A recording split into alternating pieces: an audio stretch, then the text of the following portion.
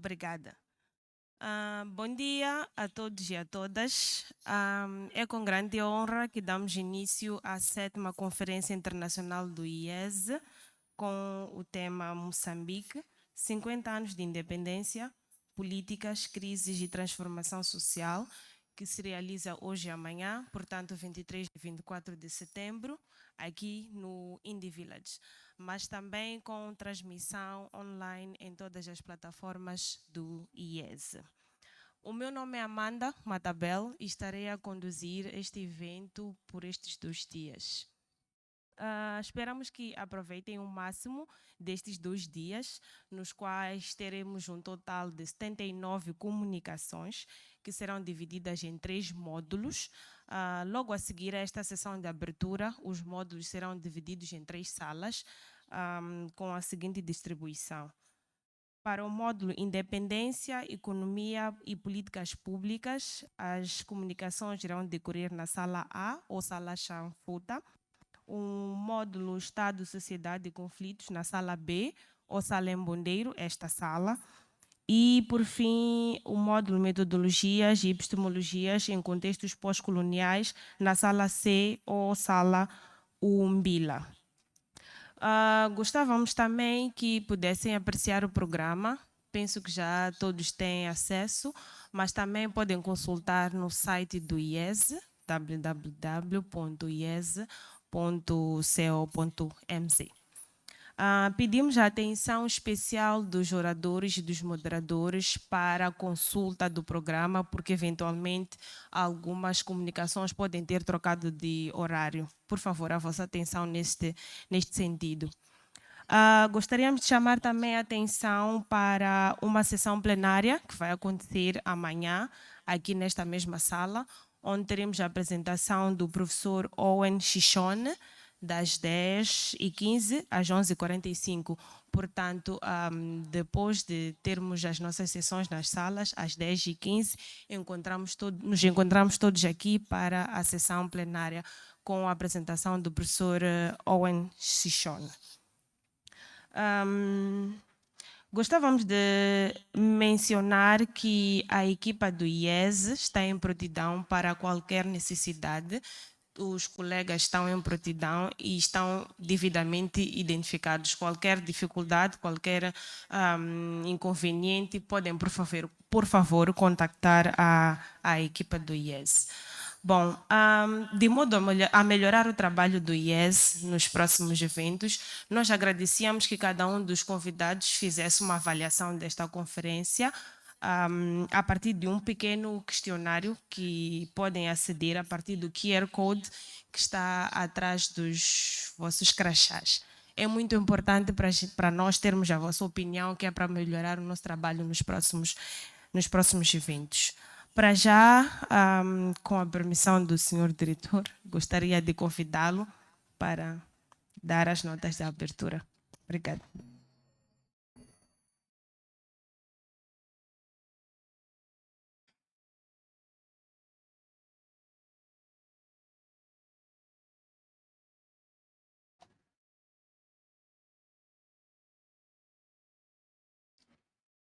Bom dia.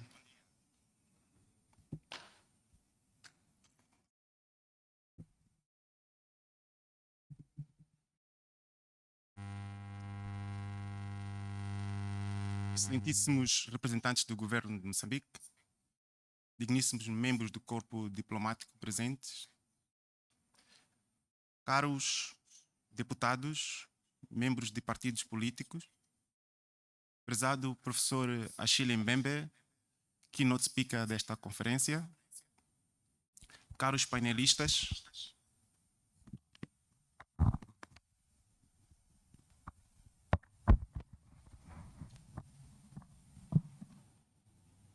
colegas do IES, distintos convidados, minhas senhoras, meus senhores. Em nome do Instituto de Estudos Sociais e Econômicos e em meu nome pessoal, quero saudar a todos os presentes nesta sala para esta conferência e quero saudar também a todos aqueles que acompanham este evento a partir das redes sociais e das plataformas digitais do IES. Para o IES é uma honra reunir estudantes, académicos, ativistas, governantes, artistas, para, num evento, discutir e refletir sobre o desenvolvimento de Moçambique. Gostaria, em particular, de reconhecer a presença de nossos colegas que vêm de fora da província e cidade de Maputo. Para cada um dos colegas que vêm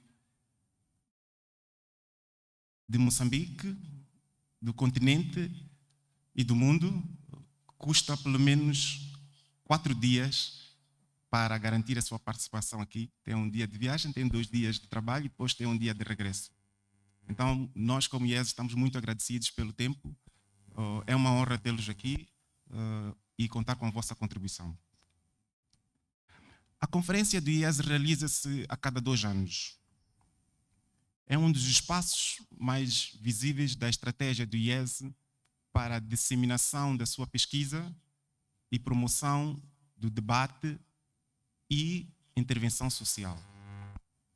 Inicialmente, esta conferência estava agendada para 2024, mas, por 2 razões, o IES decidiu passá-la para o ano 2025. A primeira razão é óbvia, pode-se depreender do título: Moçambique, 50 anos de independência.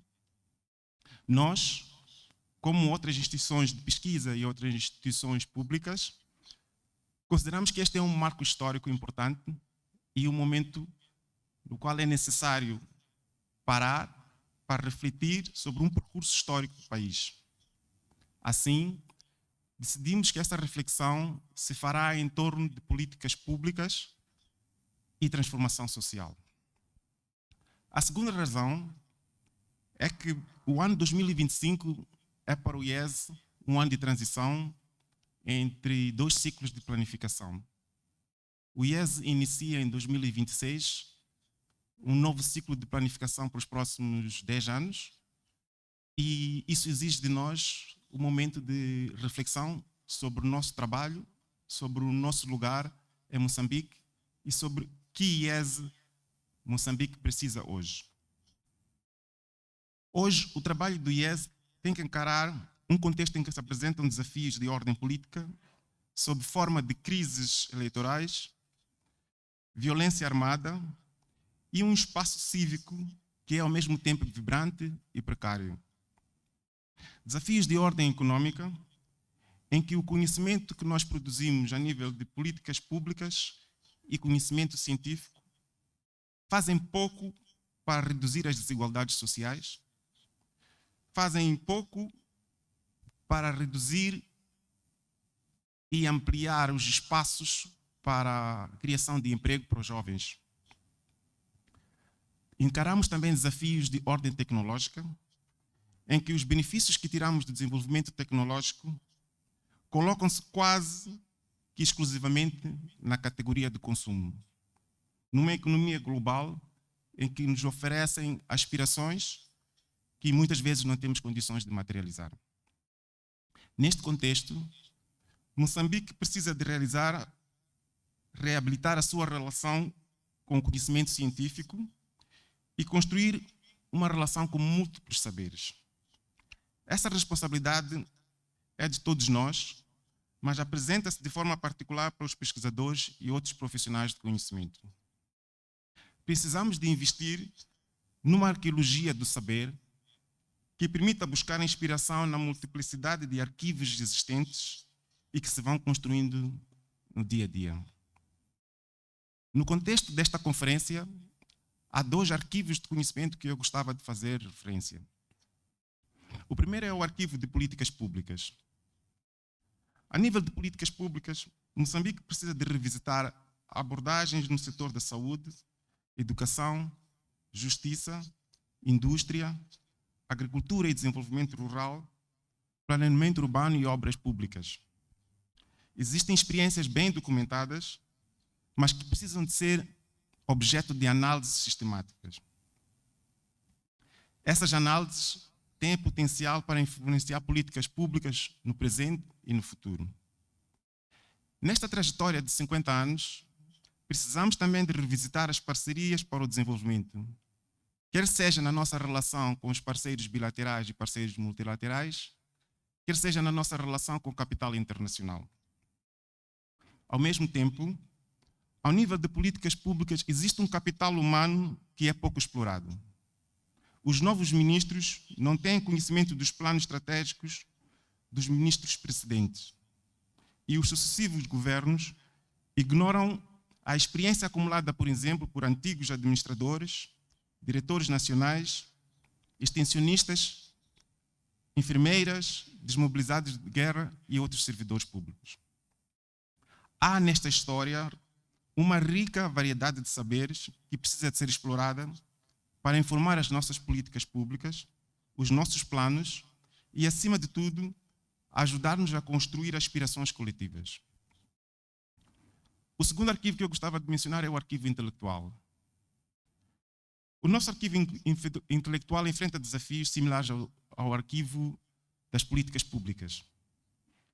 Claramente, a produção científica moçambicana não encontra caminhos para tornar o conhecimento que produz em políticas públicas que levam à transformação social. Mesmo quando esse conhecimento é produzido pelas instituições públicas ou quando esse conhecimento é produzido por instituições de pesquisa em parceria com instituições públicas. A nível dos próprios pesquisadores, e aqui refiro-me em particular aos pesquisadores, ao grupo de pesquisadores reunidos nesta sala, das ciências sociais e ciências humanas, o trabalho é realizado em carreiras cada vez mais individualizadas, ao custo de relações de mentoria e da capitalização do conhecimento acumulado de gerações precedentes. Nesse sentido, quero aproveitar esta ocasião para reconhecer o contributo dos antigos diretores do IES. Professor Carlos Nuno Castelo Branco, primeiro diretor do IES, professor Luís de Brito, professor Salvador Forquilha, professor Sérgio Xixava, estes dois últimos estão presentes nesta sala. A nível do IES, este capital é usado porque todos estes diretores contribuem de uma forma ou de outra para a vida intelectual e o trabalho do IES até hoje.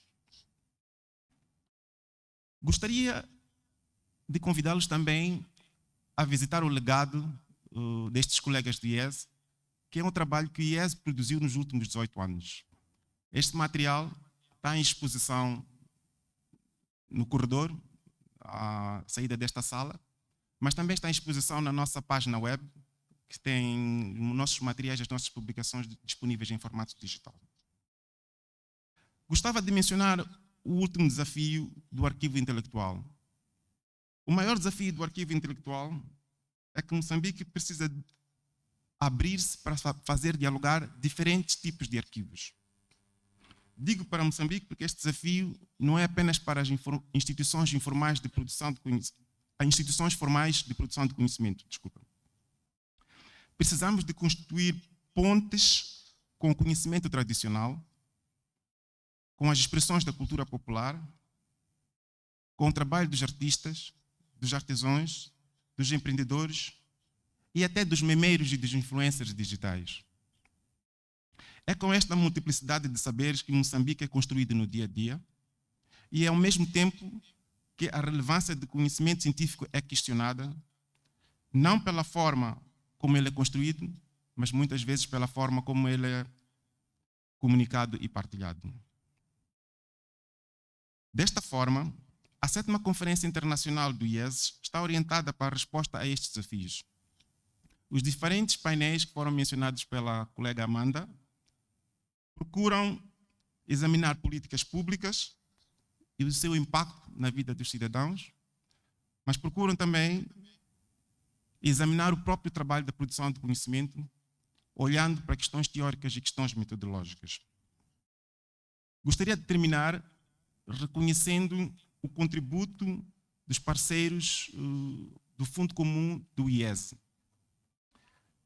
nomeadamente a Embaixada da Suíça, o FCDO, a Embaixada da Suécia, a Embaixada da Noruega, a Embaixada da Finlândia, a Embaixada da Irlanda e a Embaixada da Dinamarca. Este grupo de parceiros apoiou o trabalho do IES ao longo dos seus 18 anos de existência, contribuindo de forma particular para projetos específicos situados em diferentes ciclos de planificação do IES. Para o último ciclo de planificação, que inclui o ano 2025, queria agradecer em particular à Embaixada da Suécia, à Embaixada da Suíça e à Embaixada da Irlanda. Gostava de terminar com uma nota de agradecimento aos nossos parceiros de pesquisa. Nos últimos anos, o IES tem conduzido cada vez mais trabalho de pesquisa com recurso à recolha de dados primários. E isso é feito a nível do país em parceria com várias instituições de pesquisa e várias instituições de ensino. Queria mencionar a Unisambes, a Unisav, a Universidade Pedagógica, a Universidade Católica de Moçambique e a Universidade Eduardo Mondlane. Felizmente, para estas áreas de trabalho, nem todos os exercícios resumem-se ao exercício de memorandos de entendimento para que a pesquisa possa ser realizada. Felizmente, os pesquisadores destas instituições encontram caminhos para colaborar nas várias pesquisas que o IES realiza, envolvendo eles próprios como pesquisadores séniores, mas também os seus estudantes, e assim o IES contribui para a construção de uma geração nova de profissionais de pesquisa e produtores de conhecimento. Quero terminar desejando votos de bom trabalho e uma conferência produtiva para todos e para todas. Muito obrigado.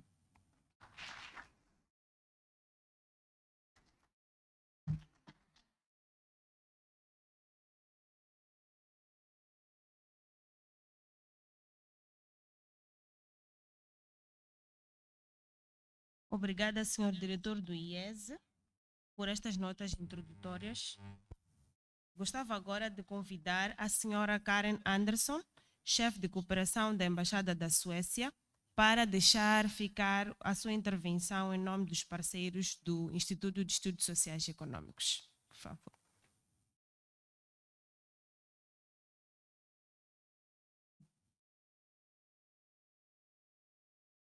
Muito bom dia a todos e todas. Digníssimo Euclides Gonçalves, diretor do IES. Digníssimo Achille Mbembe, do Wits Institute for Social and Economic Research. Estimados representantes dos parceiros do IES. Ilustres acadêmicos e participantes desta conferência. Todo o protocolo observado. É com elevada estima e consideração que dirigimos-nos a vós nesta conferência internacional, representando a Suécia e os parceiros do IES. Minhas senhoras e meus senhores, os desafios que Moçambique atravessa para alcançar o desenvolvimento em diversas dimensões, principalmente na atual conjuntura, quer seja de âmbito social, econômico ou político, mostra que o caminho deve passar necessariamente pela existência de um Estado democrático, onde as instituições se fortalecem cada vez mais e estão comprometidas em servir os cidadãos e que funcionem como o alicerce de todo o interesse comum.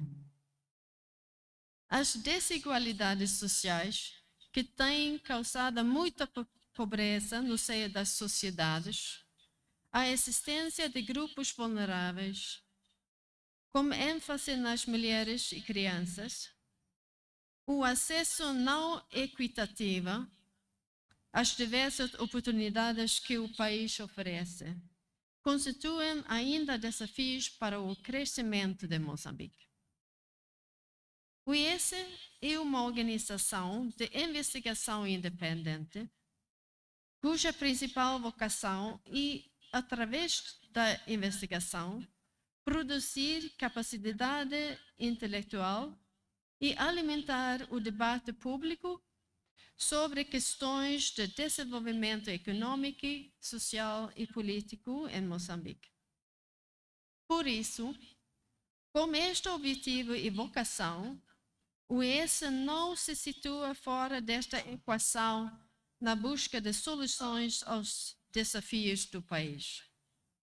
É neste sentido que o IES se posiciona na linha da frente na produção de conhecimento, estando a contribuir sobremaneira para o debate público das políticas de desenvolvimento e do processo de tomada de decisões mais acertadas com base em evidências científicas.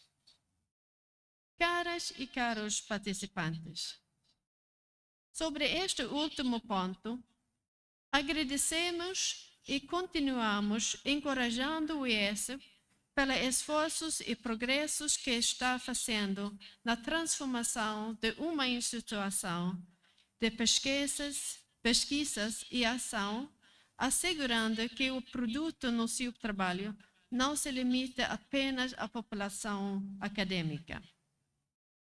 Nos últimos anos, temos notado mudanças na linha de pesquisa do IES, aprimorando a interação com os diversos órgãos decisores e influenciando de forma positiva as diversas reformas legais que o Moçambique almeja no campo político, como, por exemplo, da descentralização nas áreas econômicas, como o setor extrativo, gestão de finanças públicas, entre outras.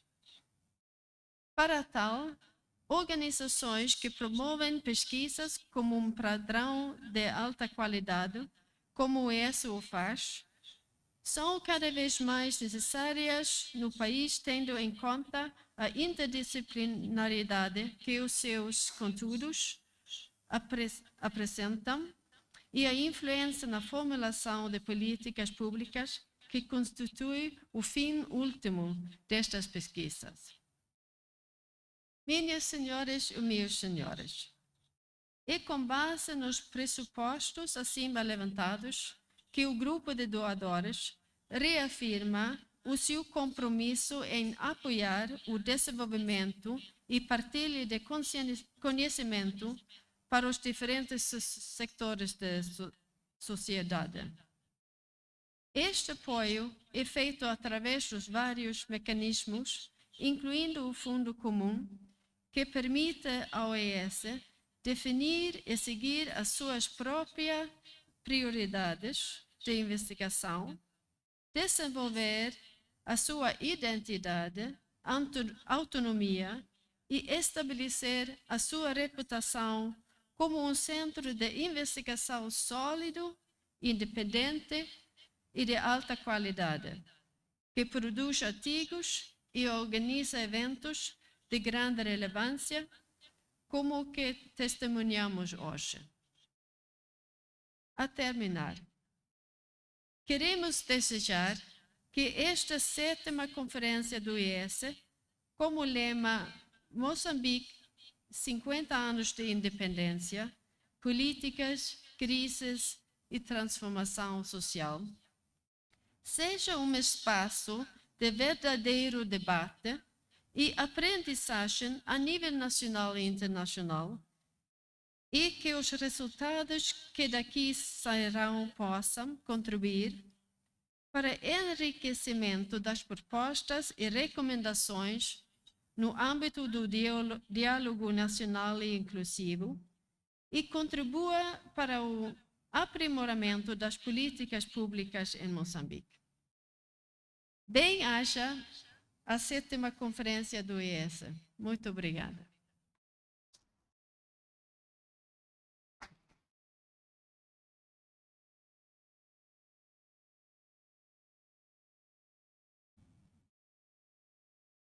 Obrigada, senhora Karin, por esta intervenção. Gostaria de convidar novamente o diretor do IES, Euclides Gonçalves, para dar seguimento a esta sessão da abertura. Por favor.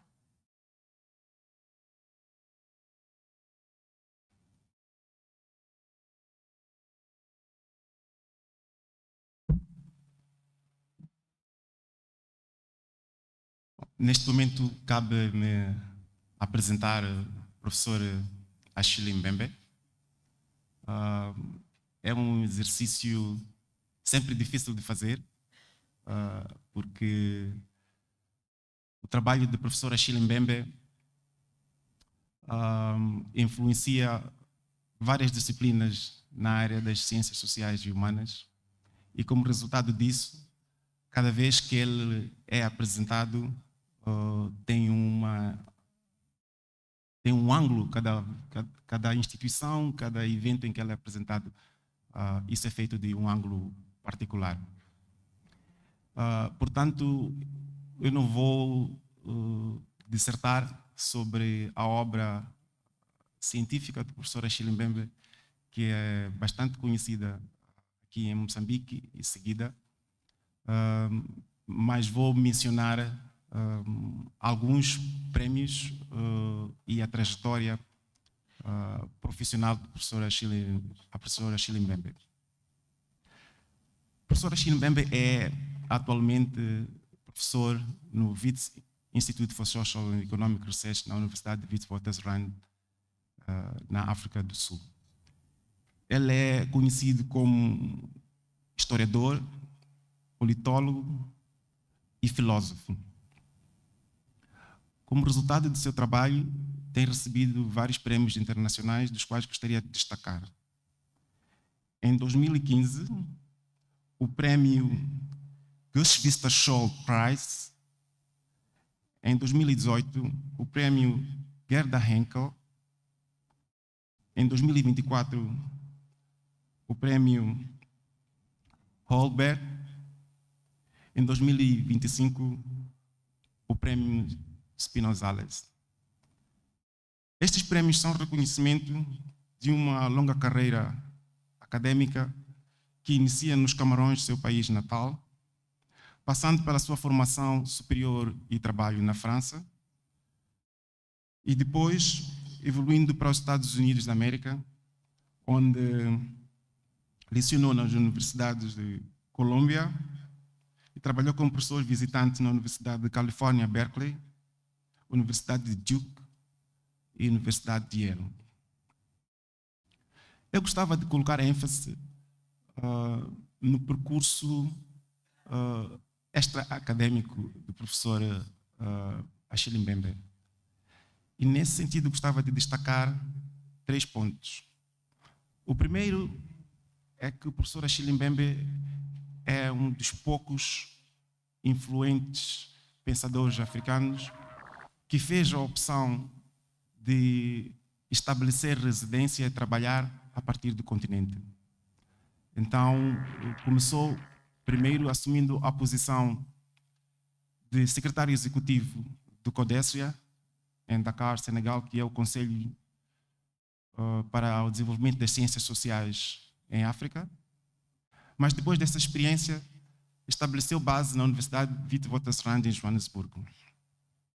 Daí, o professor Achille Mbembe tem trabalhado muito para além da sua produção acadêmica. E se forem a fazer uma pesquisa na internet, vão dar conta que existem muitos vídeos no YouTube em que ele concede entrevistas para órgãos de comunicação, mas também para podcasts. No âmbito do trabalho que tem realizado, o professor Achille Mbembe tem enfatizado a importância deste posicionamento como intelectual e do engajamento público. E nisso, ele tem promovido no continente várias plataformas de engajamento público que trazem para o mesmo espaço de discussão de ideias artistas, pesquisadores, governantes e ativistas. Eu gostava de mencionar algumas dessas iniciativas. A primeira chama-se Johannesburg Workshop for Critical Theory, Este workshop reuniu durante anos vagas de pesquisadores de várias partes do mundo, e em particular dos Estados Unidos, que se encontravam em Joanesburgo para discutir o desenvolvimento das ciências sociais, mas questões críticas também a nível das humanidades, olhando para temas como raça, identidades e desigualdades sociais. Gostava de mencionar uma outra iniciativa, que é os ateliês do pensamento, les ateliers de la pensée, que ele é co-fundador, e em Dakar são organizados ou foram organizados também durante um período de 3 ciclos, encontros entre artistas, intelectuais, académicos, governantes, para discutir políticas públicas. Finalmente, queria mencionar que o professor Achille Mbembe é atualmente diretor da Fundação para a Inovação da Democracia, que é o seu projeto mais recente, outra vez, um braço de todo o seu trabalho intelectual.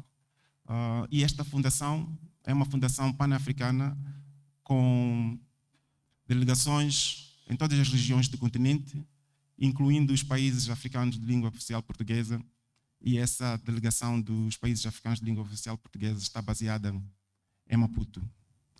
É mais uma iniciativa em que, através do seu trabalho, o professor Achille Mbembe procura não só fazer o exercício de animar e, na verdade, fazer curadoria, eu chamaria, de conhecimento, procura também canalizar recursos para que iniciativas de projetos de desenvolvimento, iniciativas inovadoras de jovens e mulheres possam receber algum apoio para poderem crescer e ganhar um nível de sustentabilidade.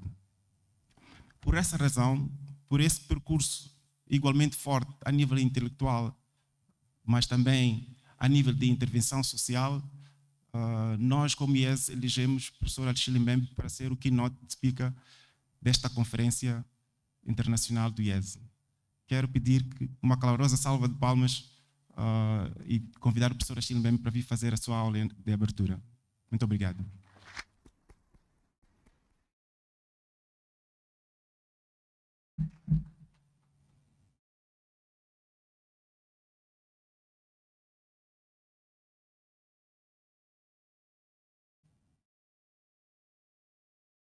I would like to thank Euclides for his very generous introduction.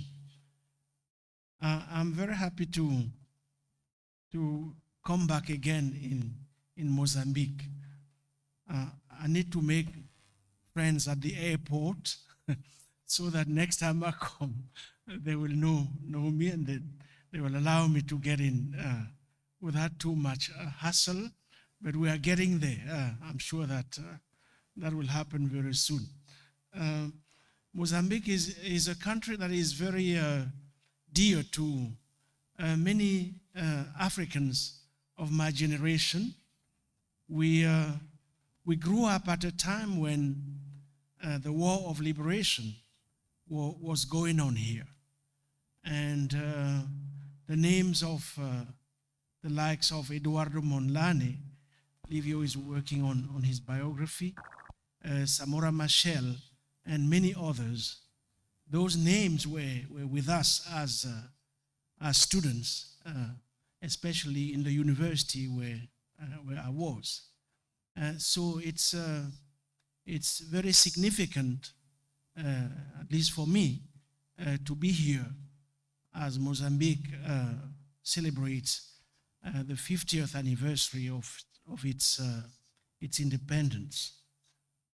I would like to thank Euclides as well as Karin, who spoke early on. I am in tune with the kind of research and knowledge agenda they have outlined. It's exactly the kind of agenda I think we need at this very moment in our continent.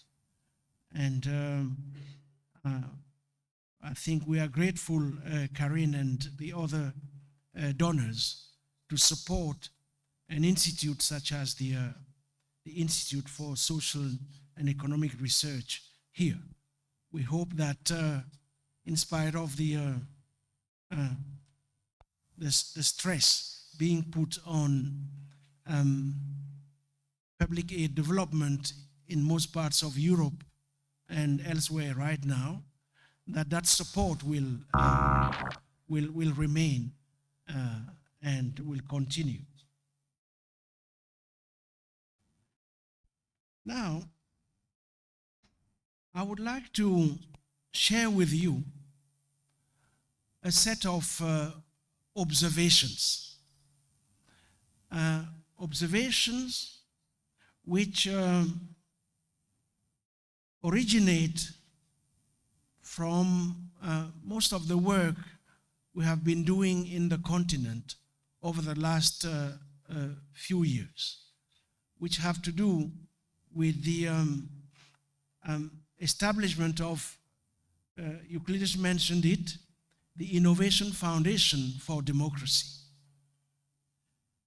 So the remarks I'm going to make stem from that experience, which itself is unfolding. It's unfolding at a time when every day many of us wake up. We wake up with the feeling that lived experience is increasingly artificially created.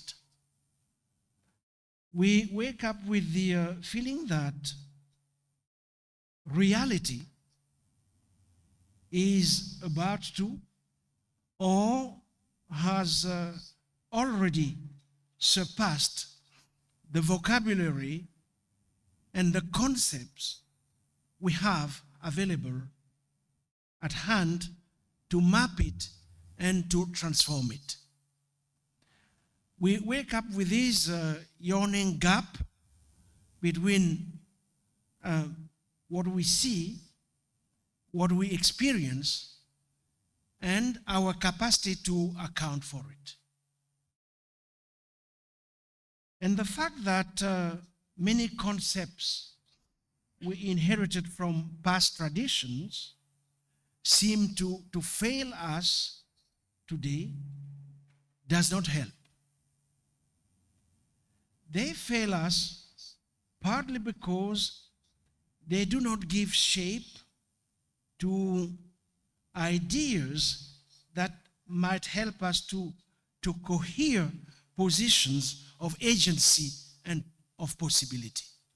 So the crisis of agency and the crisis of possibility is, it seems to me, a key event of the times we live in.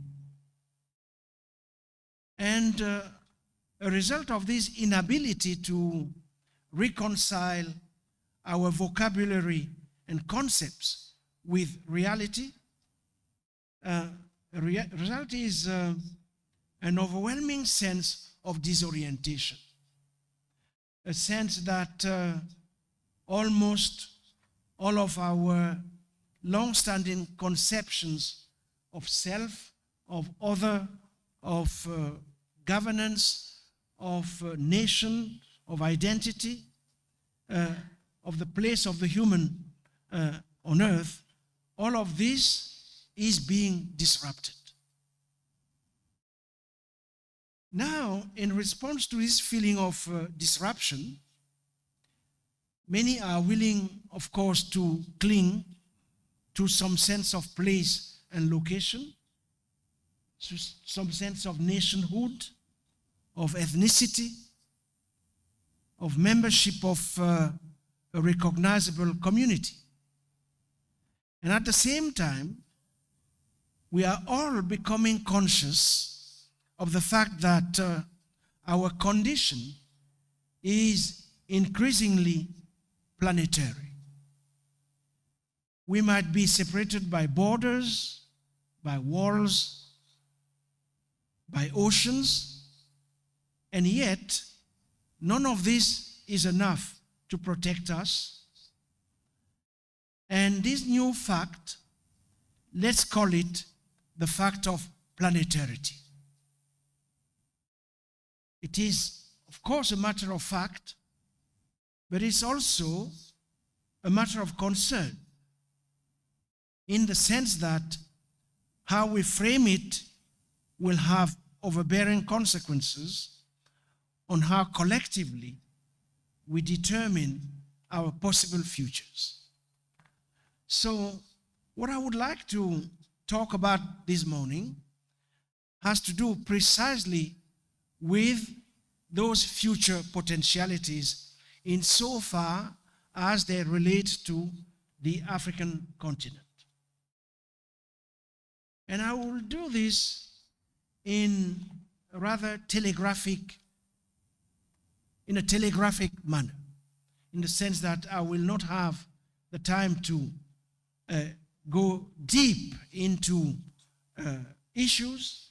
I will highlight them, and I will start with the fact that 50 years after liberation, 50 years here in Mozambique, a bit longer in other parts of the continent,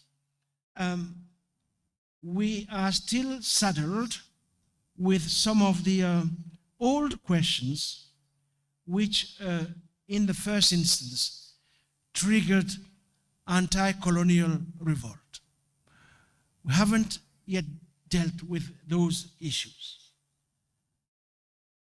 So these old questions remain, chief among which is whether there is a route for Africa's rise out of poverty in the 21st century. Is there a route for us, indeed, to translate into actual living the aspiration for self-determination, which in the first instance led us to revolt against colonialism? Yet, if old questions remain, the context has changed. The new context is characterized by a redrawing of the global map of development. The conditions that allowed for the resurgence of growth in the last decades or so in the continent were based on a particular conjuncture of commodity booms, as we know, and intense financialization.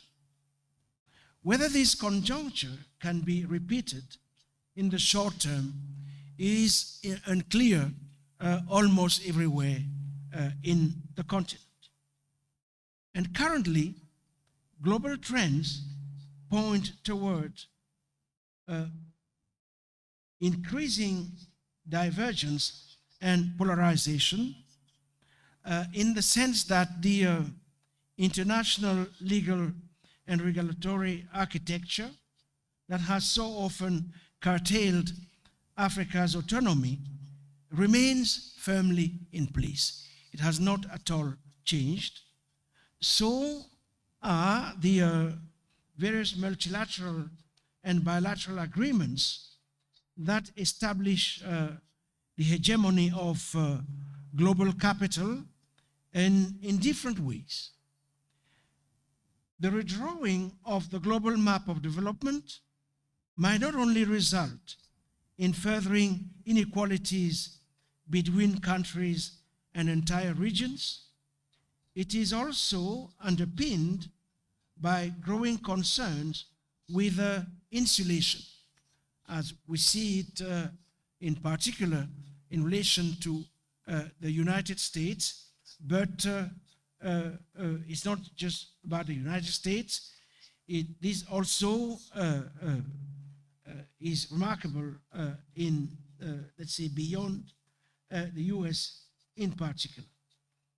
Now, this redrawing of the global development map has also led to an increasing divergence between three competitive concepts of development, it seems to me. First, development as permanent emergency, which we see at work in particular in our continent, in those regions saddled by conflict, warfare, and famine. Second, development as a techno-managerial project, as we see in places, in particular in West Africa, places such as Benin, places such as Senegal, Côte d'Ivoire, where the whole business of development is to invest in infrastructures at the exclusion of, let's say, social needs. Then development as the long-run economic, political, and technological structural transformation of society and humanity, a trend which is receding, seems to be receding almost everywhere. And in light of the constraints briefly evoked above, I would like to engage in an exercise that consists in shifting focus. First, in relation to the two-way relation between global norms and local practice, which underpins most of development thought and practice. Since that for global norms to be useful, they must be embedded in local histories. And they must be embedded in locally grown programs. Second, development properly understood does not start from needs and problems. It must build on local assets, strengths, and possibilities, and must shift. We must shift, therefore, our focus of attention from needs to assets. That's the only way, it seems to me, the kind of research agenda Euclides was outlining might really become meaningful. All of this having been said, I would like to highlight 5 key elements of the kind of agenda which might help our continent to open up new avenues of possibility. The first has to do with changes in the biophysical spheres of the Earth system. It seems to me that if we want to open up new futures for our continent, we have to pay attention to these changes in the biophysical spheres of the Earth, because these changes represent the greatest challenge to Africa's development, at least in the 21st century. They are known in the literature as the Anthropocene. These changes, as we know, encompass far more than climate change or mere environmental degradation. They refer to a broader ecological crisis of planetary dimensions. And in most parts of our continent, we are already witnessing the effects of these crises, the political, economic, and social dislocations of climate change and attendant emergencies. They literally compel us to reduce vulnerabilities and to invent new ways to live with the earth. So inventing new ways of living with the earth, it seems to me, is or should become the new frontier of decolonization. Indeed, such is or such should be the new name of development. So let me say a few things about this new frontier of decolonization, which centers around the injunction of living with the earth. I believe that for the continent to craft an alternative model of growth in the 21st century, it will need to substantively reduce the vulnerability to climate change. The gap in earlier models of development between the economic, the social, and the ecological must be closed, and no model will lift the continent out of poverty that does not put at its center sustainable ecosystems that can support environmental and economic functions which are critical to the people of Africa. And in that sense, low carbon and climate resilient choices must be made, and policy decisions should aim to minimize ecological and developmental trade-offs. I really believe that that is the cornerstone if indeed the continent has to find a route out of poverty for itself in the 21st century. Furthermore, for economic growth and the care for sustainable ecosystems and natural environments to be mutually compatible, we will need to go beyond a simple embrace of green growth.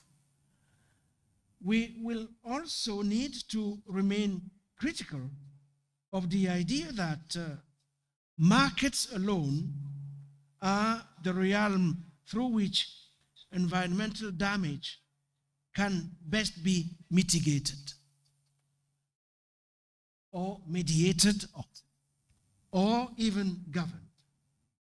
Powerful institutions and interests that create vulnerability are themselves adapting by promoting innovation in finance and markets as solutions to the ecological crisis. And a new frontier for investment, environmental conservation increasingly involves, amongst others, the rewriting of conservation practices and non-human worlds in terms of banking and finance categories. What is known as green growth is about the realization of nature's growing financial value, and in Africa, green growth ideology is, for the most part, pushed by the international environmental non-governmental organizations. They are keen to recruit big business to a conservation cause aligned with neoliberal hegemony. We will need, it seems to me, to tread a unique path concomitant with our needs and devise our own strategies to benefit from various instruments developed in the context of climate finance. So what I'm saying is that as far as climate finance is concerned, some of which is being pushed on us, we need here to think autonomously and develop a way out of this new form of colonialism on our own terms.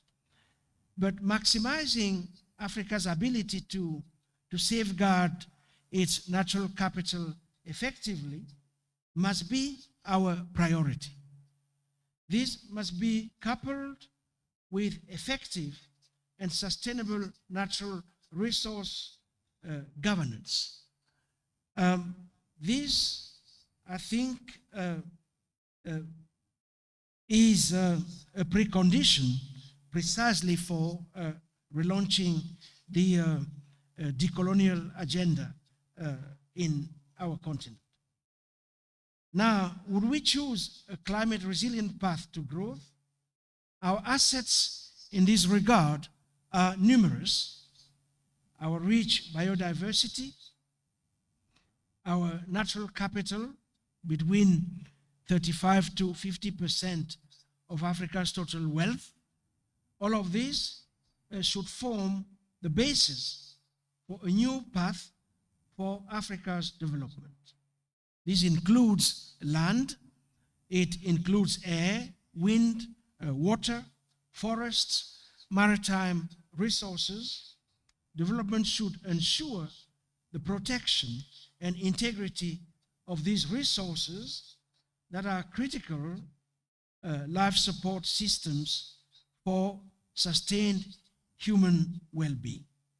So that's a first axis we definitely need to develop if we are to emerge out of poverty.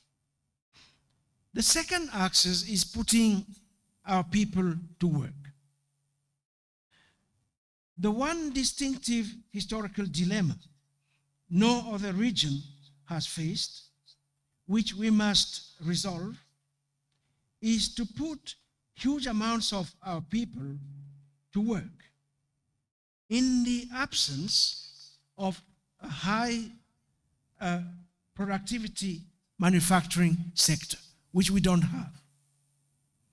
Historically, everywhere else, putting vast amounts of people to work was possible because a systemic movement of labor from low to high productive sectors occurred.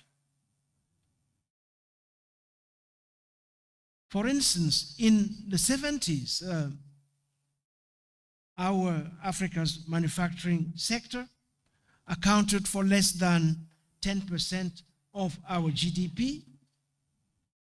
Our current growth wave is, as we know, primarily based on increasing the exports of tropical crops and minerals. It is mostly facilitated by improving terms of trade. This growth pattern is not new. It resembles, when we look at it, earlier episodes of rapid economic expansion in the 20s and 50s. This is what all historians will tell us. It is highly vulnerable to both external and internal economic shocks that can reverse much of accumulated welfare gains.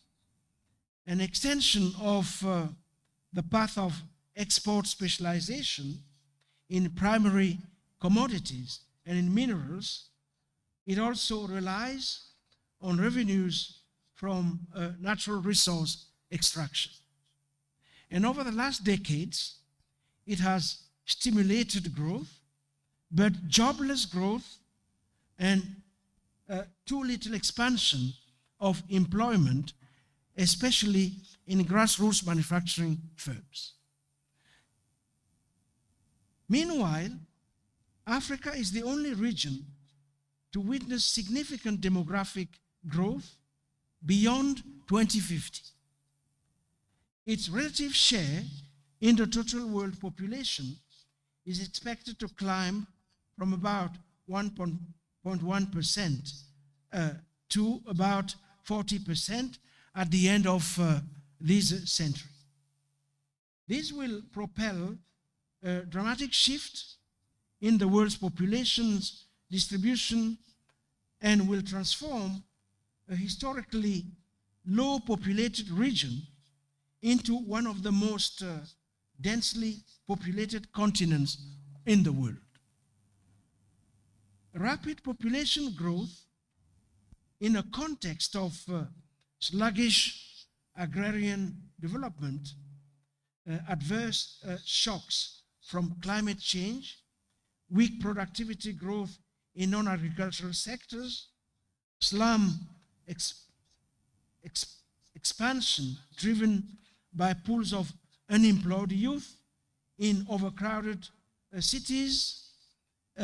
All of this, of course, will present a level of stress no other region of the world has witnessed, at least since the beginning of the 20th century. The implications of the processes I have briefly evoked will be drastic. Current population growth is fast closing the door to the path of land extensive agricultural growth that was pursued for the last 2 centuries. Arable land is increasingly becoming a scarce production factor, while unskilled labor is now abundantly available and soon will no longer be absorbed in agriculture. Therefore, we must facilitate an outflow, circulation, mobility of people in the absence of outlets to mitigate the stress of growing demographic pressure in present-day systems of tightly controlled and yet porous national borders.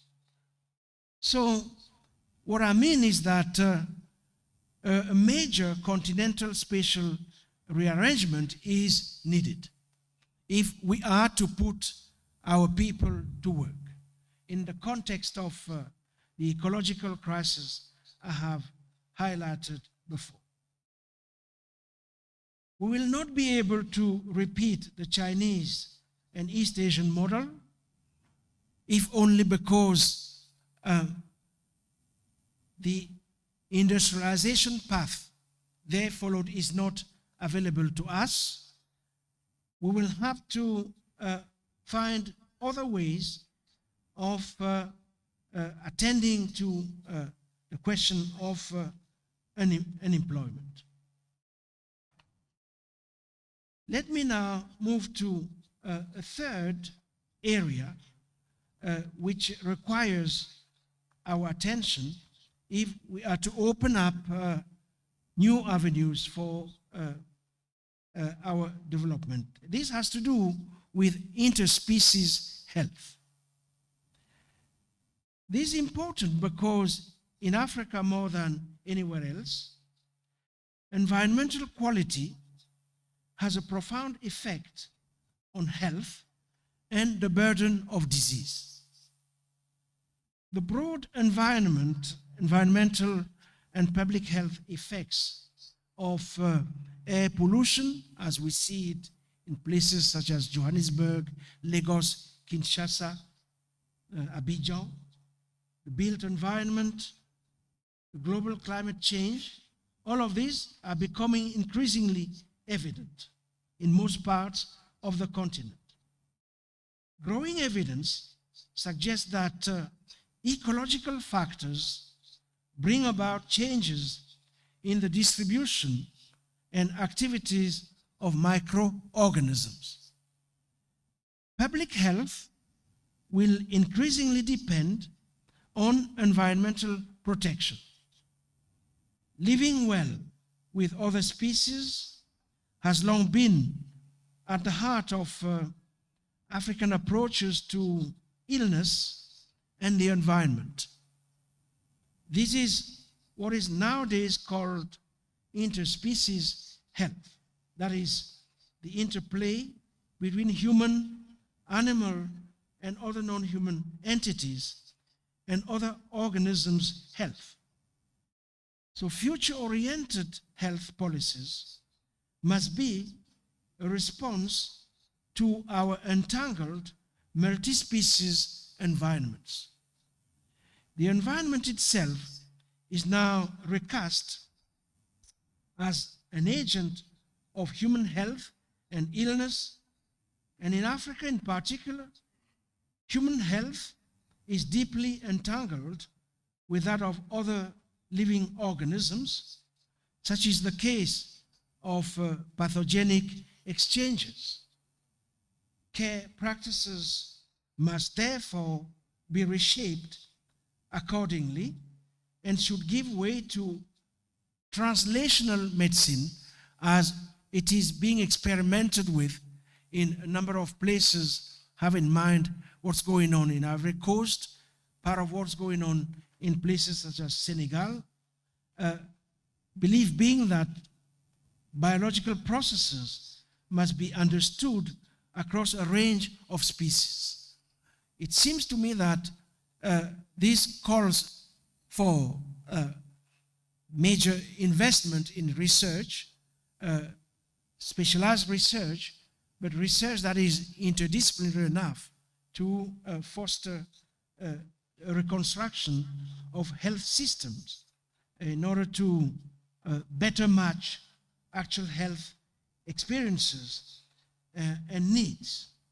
So this is a key challenge in the sense that each disease can no longer be treated separately, sense that public health interventions must increasingly identify how dangerous situations arise and threaten possibilities for health in the first place, and how patients' patterns of vulnerability and risk are created. And to design healthy communities, we must grapple with the experience of co-infection with bundles of illness, with infectious diseases, as well as chronic diseases. And we must also understand, maybe more than ever before, that human, animal, and ecological health are integrally interconnected. So I keep coming back to the key challenge I highlighted early on, living with the earth as the new utopia, in fact, for regenerating our continent and our polity. Let me then end with the more political issues. The importance for establishing new social contracts, most of which should be articulated around the concept of substantive democracy. This is important because most of the promise of the good governance agenda and the rule of law reforms in African countries since the 90s rested upon the idea of getting the institutions right. And indeed, we have to get the institutions right. This, as we remember, involved the creation of regulatory agencies that were supposed to be above the fray of partisan politics.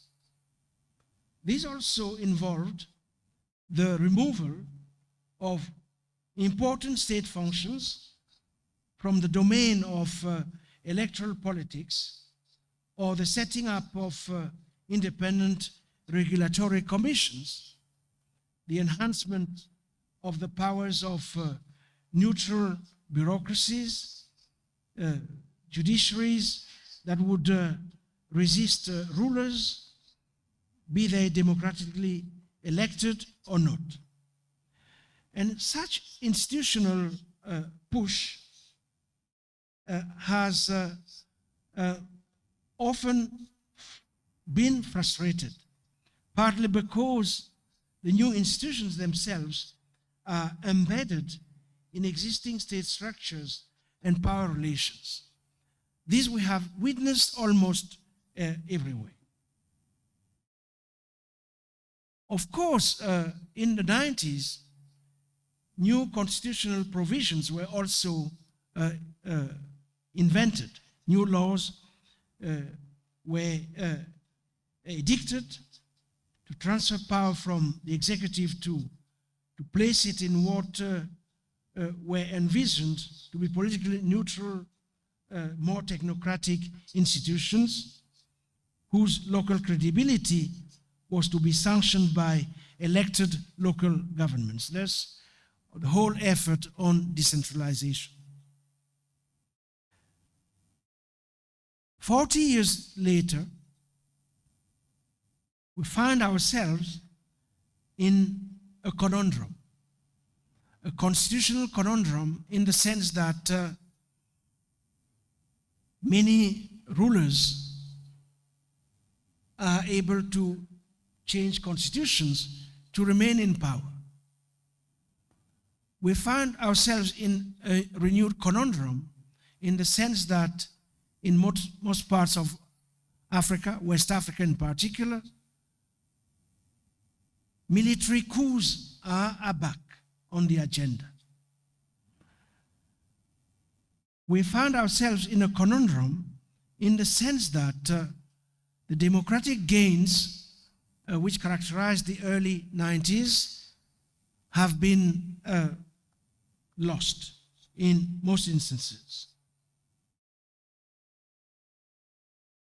Therefore, we need to relaunch a new cycle of constitutional reforms, the aim of which would be to go beyond formal multi-party politics, the aim of which would be to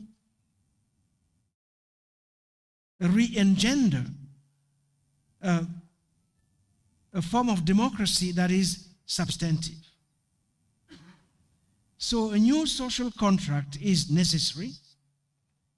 It requires not so much a governmental state than a state with economic capacity and political legitimacy, one with an ecological mission, I would say. It seems to me that that's the way in which we will be able to work together to relocalize the economy through small-scale actions and engineer well-being now and in the future, and in the process strengthen the generative capacities of our communities. I think that there is no other choice than this. We must work together to satisfy the basic needs of our communities and in the process to augment our capacity to produce resources needed for human self-reproduction in our continent. But it will not be enough to reinvent the economy. We must also reimagine democracy and harness Africa's cultural and creative capacities. Governance does not just mean providing social security against crises and risks of all kinds. It also means ensuring the interactions between all things, all living beings and things in our environments. This must be the foundation on which we establish a new social contract, one that includes all the non-human inhabitants of the planet, as individuals and species. Thank you very much for your attention.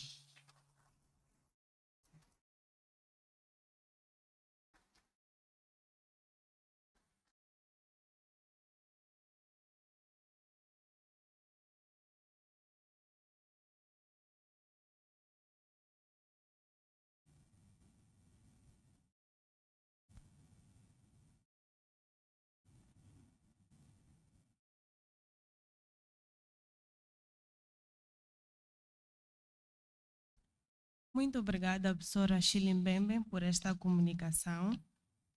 Gostaria agora de convidá-los a uma pequena pausa para uma água, para um chá, mas antes disso,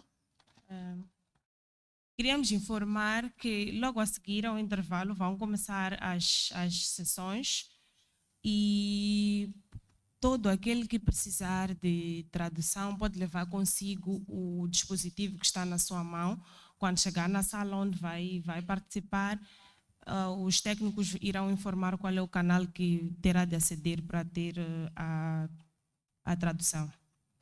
Gostaríamos também de pedir que durante o coffee break se aproximassem à mesa de registro para levantamento dos crachás.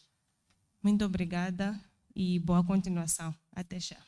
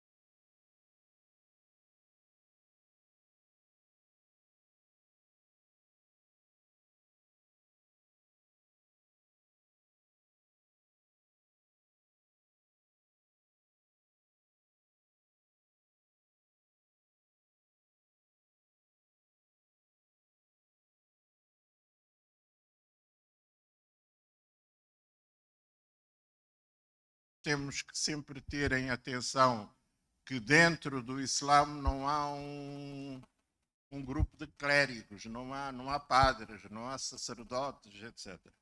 Mas o desenvolvimento da religião e os contextos em que foi criado, então aí começam a surgir os sheiks,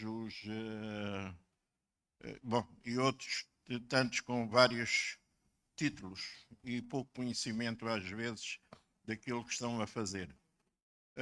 O Islã e o Estado secular em África. E o quarto tema que vamos tratar é a lei islâmica, fatwa e conselhos de shura, discursos, prática e papel na resolução de conflitos em África. Mas também não era só nesse aspecto, também devíamos tratar de assuntos ligados a como é que as religiões e o Islã e com as outras religiões, como é que isso aumenta os conflitos. Temos hoje todos os problemas à volta da Palestina, não tem muito a ver com a África diretamente, mas em todo o caso temos quase uma situação como da África do Sul, do apartheid recriada. Entre os colegas que hoje vão falar temos o professor Musa Ibrahim, que é investigador na Kwame Nkrumah University of Science and Technology, e ele vai falar sobre os contornos da reforma e da rebelião, discursos intelectuais sobre a fluidez das correntes reformistas na Nigéria contemporânea, e o estudo de caso dele é o Boko Haram. O professor Ahmed Parkar é docente do Departamento de Filosofia e Estudos Religiosos da Pwani University, Kilifi, no Quênia. Ele trabalha sobre estudos islâmicos, sociologia, direito e também sobre manuscritos islâmicos swahili, que é uma área que está muito pouco trabalhada em Moçambique. O professor Chapane tem estado a explorar isso, mas há muito para fazer ainda. E o professor Ahmed Parkar tem publicado sobre diversos temas ligados em estudos islâmicos, e ele trabalha sobre manuscritos à Mesia, as suas formas e usos, e ele investigou ainda sobre o património cultural swahili e materiais históricos ao longo da costa do Oceano Índico, nas cidades da África Oriental. Certamente que ele estudou também as nossas grandes cidades, como foram grandes cidades em algum momento, como Sofala, o Ibo e o resto. A literatura ajami, era para ser tratada por Chapane Mutiua, mas ele agora vai se concentrar sobretudo sobre a questão do Islão contemporâneo em Moçambique. Chapane é investigador do Centro de Estudos Africanos da Universidade do Eduardo Mondlane e também é chefe do Departamento de Estudos Políticos e Históricos. É doutor em Estudos Africanos pela Universidade de Hamburgo, na Alemanha. A representação da Total e do terrorismo em Cabo Delgado vai ser apresentada pelo professor Helge Ronning e pelo professor Aslakor, que é investigador, é investigador do Christian Michelsen Institute, em Bergen, na Noruega, e o professor Helge Ronning é investigador sénior do CMI de Bergen, na Noruega. É doutorado em Ciências Políticas, mas também trabalha sobre literatura e tem focado a sua pesquisa em Angola e Moçambique, pesquisando a economia política e a economia política da governação, do poder local e a ligação entre esta situação e as indústrias extrativas. Então, meus caros, estão todos bem-vindos. e vamos começar seguindo a ordem que está aqui. Cada se houver algo que queiram acrescentar à vossa biografia ou às vossas áreas de trabalho, cada um poderá fazer à vontade. Vamos tentar governar o tempo, administrar o tempo, de forma a que possamos tirar o máximo proveito de um diálogo entre nós todos. Então, vou passar a palavra ao professor Musa Ibrahim. Please, ele não está. Vou passar ao professor Musa Ibrahim para fazer a sua apresentação. Please.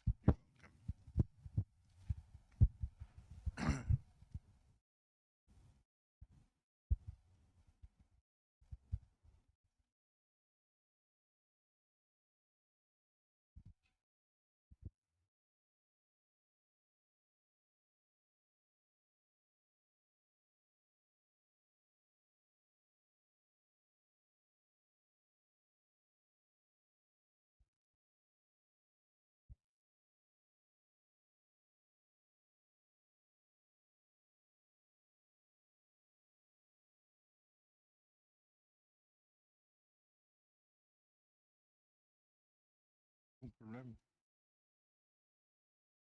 Está tudo bem?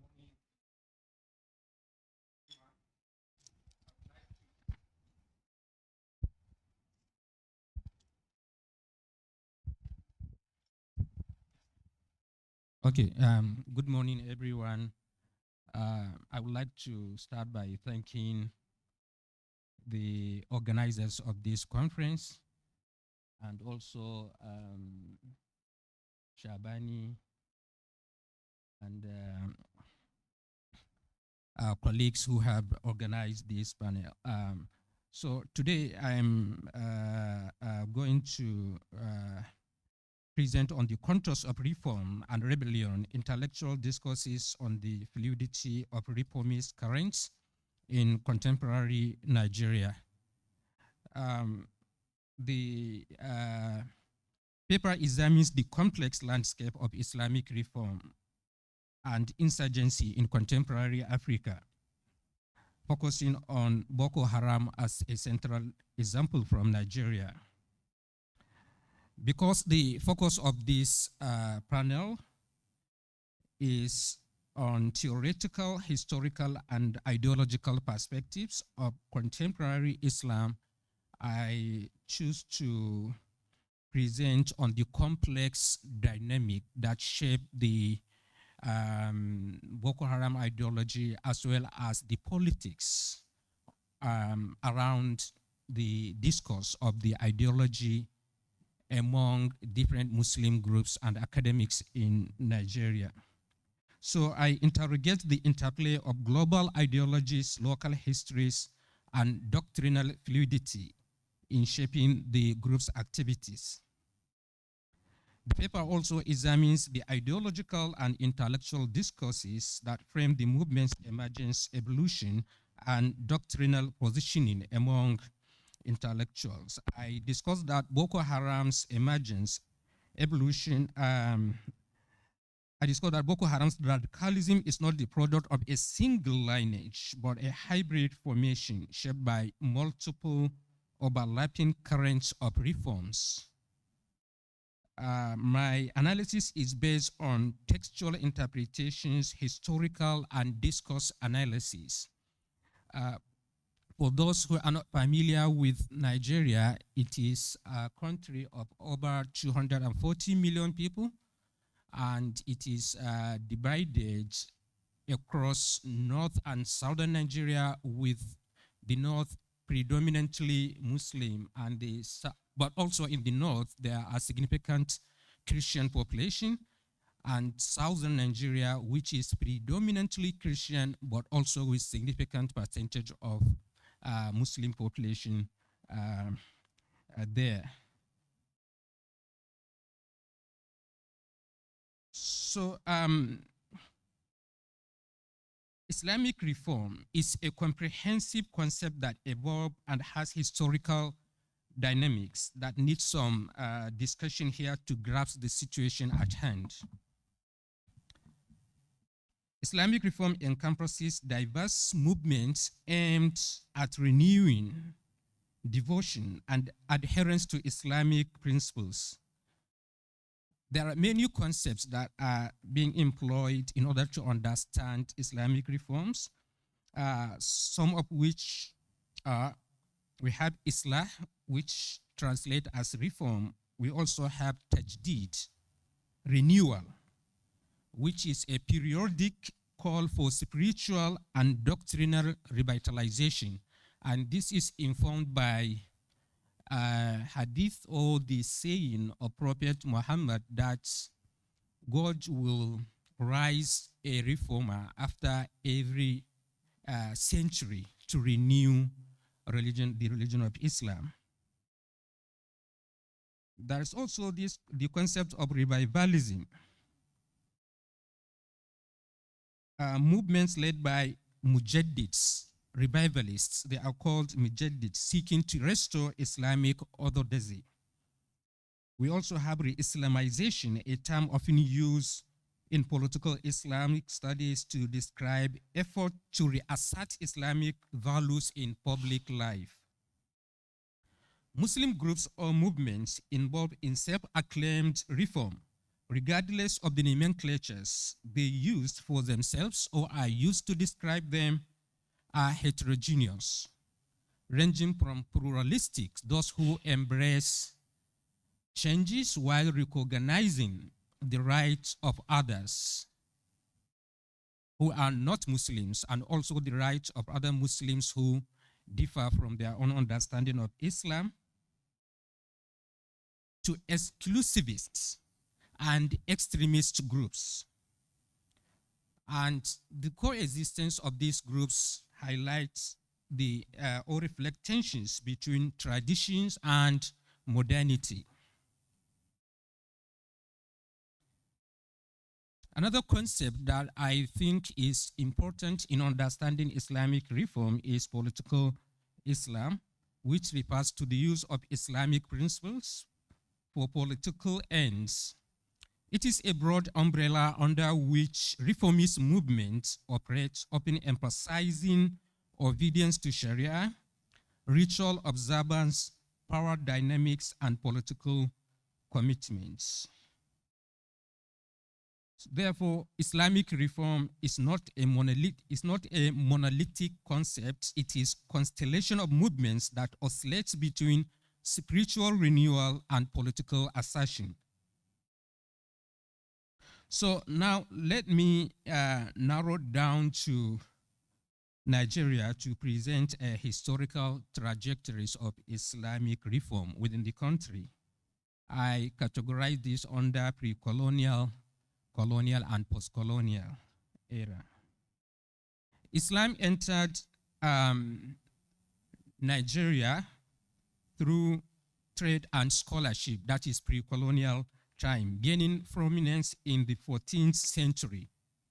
And the key milestones include Kano reforms in the 15th century under Muhammad al-Maghili's influence on Islamic governance, where Islamic courts were established in the king's palaces. We also have Fulani Jihad of the 19th century, led by Usman Dan Fodio. The movement was described as effort to purify Islam that already exists in the country, leading to mass Islamization. Then colonial rule disrupted Islamic governance, but reformist current persisted. We have what is called Mahadism, a messianic movement challenging colonial authority, some of whom migrated from Nigeria to escape the colonial rule, and some settled in toward the east. They headed to Mecca. Some of them settled in different African countries, including Sudan. Then in the post-colonial era, we have several reform movements in the country, some of which include Jama'atu Izalatul Bid'ah wa Iqamatus Sunnah, the movement for the eradication of religious innovation and the establishment of the prophetic tradition. It is a Salafi inclined religious movement that started in the 1978 and is operating until present. We also have Islamic movement in Nigeria, a movement inspired by Muslim Brotherhood in Egypt. And then later, it is founder Sheikh Ibrahim El-Zazzaki realigned himself with Iran and changed the name from Muslim Brotherhood to Islamic Movement in Nigeria. So there was a breakaway group that is called Jama'at Tajdid al-Islam, which, because the Islamic movement realigned with the Shia Islam, Jama'at Tajdid al-Islam stick to Sunni tradition and continue, even though they are not as prominent as Izalatul Bid'ah and Islamic movements. And in the late 1990s, there was another Islamic reform in the country. That is the establishment of Sharia reforms in Nigeria, where some politicians campaigned to restore Islamic values using democratic settings, and they were elected as governors, and they declared their state Sharia compliant states. As you can see from the map on the screen, the yellow area indicates states who have declared their state as Sharia states, which also created tensions between Christians and Muslims because there are also considerable Christians living there. So then we have these movements, all the movements shared a revivalist ethos seeking to restore perceived lost Islamic values within established Muslim societies. Their active members cut across all major Muslim theological groups and subgroups, the Sunnis, which comprises of the Sufis and Salafis, and also the Shia, both of which are present in Nigeria.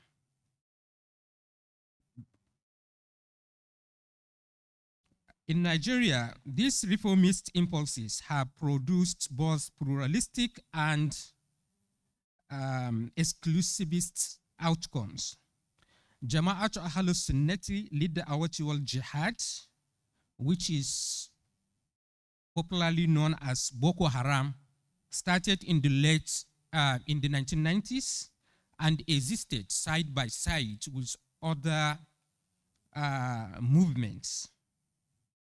So following the Sharia re-implementation in some Nigerian states through democratic channels in 2000, this group became more disenchanted with the modernist approach to Islamic reform and feel that the only way to restore Islamic values is through radical and violent means.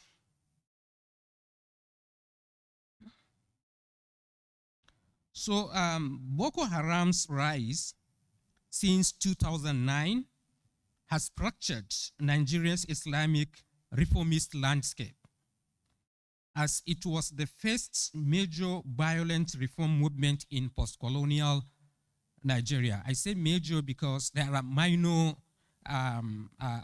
groups that were violent, but this became the major violent reform movement since the jihad of Usman Dan Fodio in the 19th century. It triggered a cascade of blame, denial, and doctrinal distancing among contemporary movements. The group's violent tactics and theological rigidity have forced reformist actors to confront uncomfortable questions about their own ideological proximity to extremism. The Boko Haram violent extremism and doctrinal exclusivism, targeting both Muslims and non-Muslims alike, has sparked debate among both clerics within reformist groups in Nigeria and academics, particularly those focusing on Nigeria. It has led to a blame game among contemporary Muslim scholars often associated with one reform movement or the other. So following the intensification of attacks on Muslims and Christians on government institutions, there was an attempt by academics, clerics, and the Nigerian government to understand the root cause of this the root of this group ideology. So the government bring together different actors to discuss it, both academics and clerics. So three major interpretive framework emerged. The first one is those that look at Boko Haram having Salafi roots. The second one is those that look at it from the framework of local grievances, but Salafi inclined. And then there is this third group that try to, mostly belonging to the Salafi, that shift the blame to the Shia groups, particularly Islamic movement in Nigeria, led by Sheikh Ibrahim el-Zakzaki. So I take a critical reflections on the doctrinal fluidity and scholarly debates on the origins of the ideology of Boko Haram. While academic discourse play a crucial role in shaping policy responses to religious extremism, narrow or rigid interpretations of violent religious movements such as Boko Haram in Nigeria, Mali, or similar group in Mozambique risk misdiagnosing their origins and leading to ineffective interventions. Boko Haram and similar groups should be viewed as should not be viewed as an isolated or monolithic entity. Rather, it reflects a broader continuum of Islamic rebellion shaped by historical, environment, and doctrinal factors. The trajectory of Islamic reform in Nigeria reveals a recurring pattern of renewal, rebellion, and theological contestations. Boko Haram is a product, or Boko Haram ideology is a product of this dynamic landscape emerging from fluid reformist currents and hybrid influences that defy simplistic categorization. From the scholarly Islam of the Kano courts to the revolutionary fervor of Osman Dan Fodio's jihad, reform has often been a response to perceived deviations from Islamic orthodoxy. These movements were not purely theological, they were deeply political, reshaping governance structures, legal system, and social norms.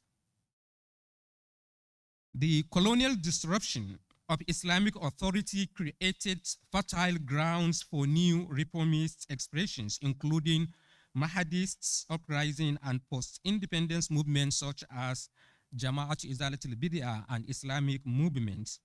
So in this concept, Boko Haram represents not only an aberration, but a radical extension of Nigeria's long-standing traditions of religious reform and resistance. Recognizing this lineage is essential for understanding Boko Haram's ideological evolution and enduring appeal. It also highlights the need for more nuanced historically grounded approaches in both scholarship and policy making. So, in conclusion, this study highlights the importance of adopting more inclusive and historically informed perspective, one that acknowledges the fluid boundaries between reform and rebellion, as well as orthodoxy and radicalism.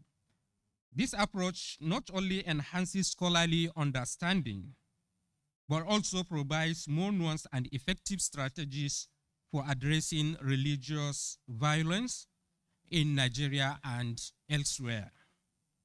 In other words, Boko Haram's radicalism does not stem from a single ideological source, as some scholars are trying to do, as well as exonerating one group or the other. Rather, it arises from a complex blend of reformist currents that resist simplistic categorization. The intellectual discussions surrounding the group reveal deeper tensions within Islamic reform, where Salafi, Shiites, and Sufi traditions intersect in complex ways.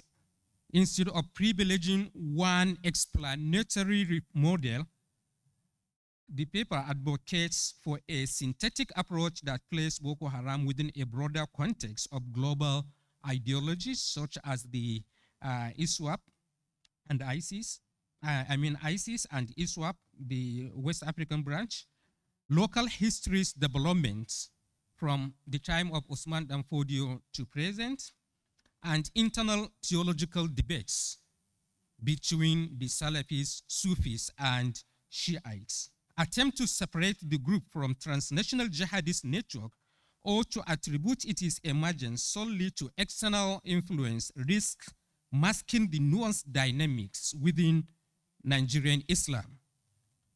While the emotional disavowal of Boko Haram by scholars and reformist leaders is understandable, especially those who align with one of the movements, such reactions can unintentionally reinforce oversimplified narratives that impede deeper analysis.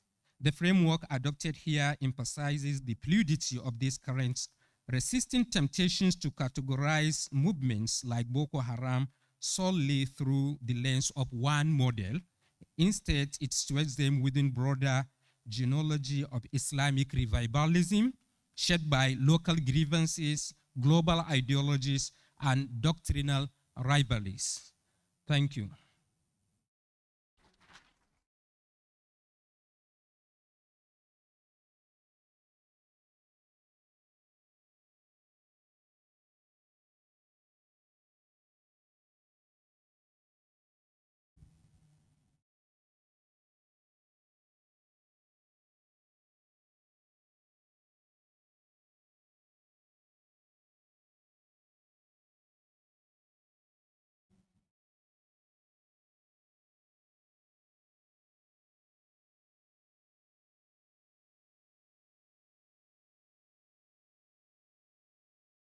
Do Quênia, da Universidade de Pwani. Please. O título, vocês têm todos no programa, são as reformas islâmicas no Quênia, um estudo de perspectiva.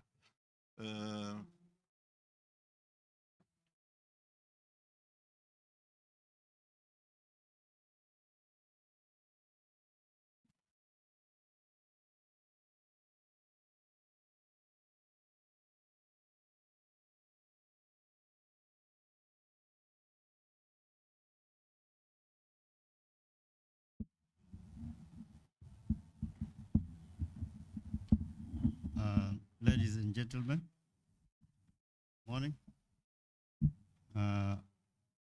All protocols observed. I'm very grateful for this invitation to discuss about the Islamic reforms in Kenya, a study in perspective. But before studying it, before starting the conversation, I'd like to recite a poem. The Swahilis usually they recite poems and for centuries, and they have documented this in their manuscripts. The poem is translated from Arabic to Kiswahili. It was written by a Sufi poet Al-Busiri in Egypt in 13th century, translated into Swahili in the 17th century, and I translated it in English in my PhD thesis, University of Hamburg. I'll just recite 3 lines only. The poems consist of 484 lines. كيف ترقى رقيك الأنبياء وسماء ما طاولتها سماء.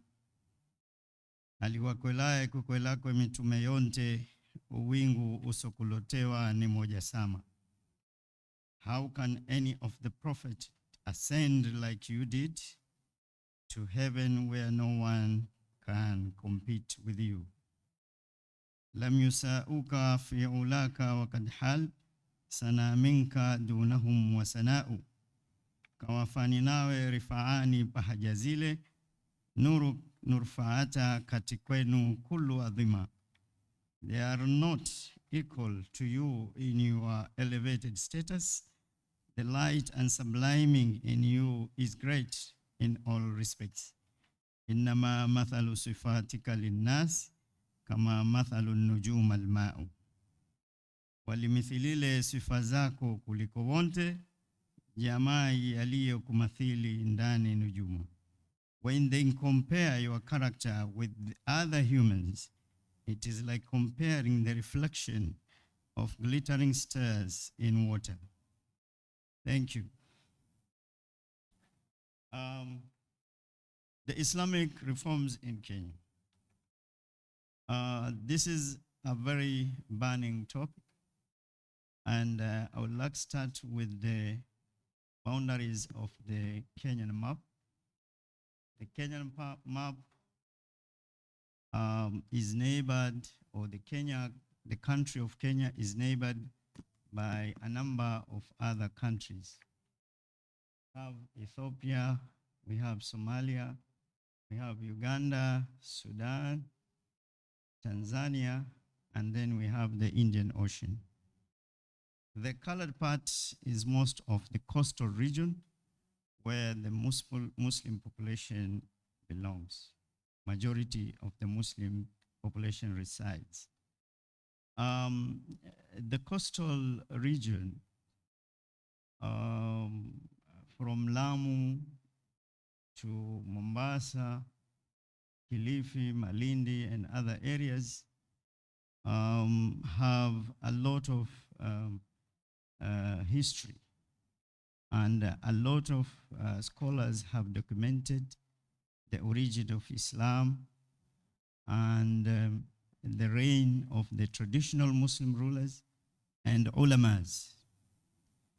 And it is dated back centuries.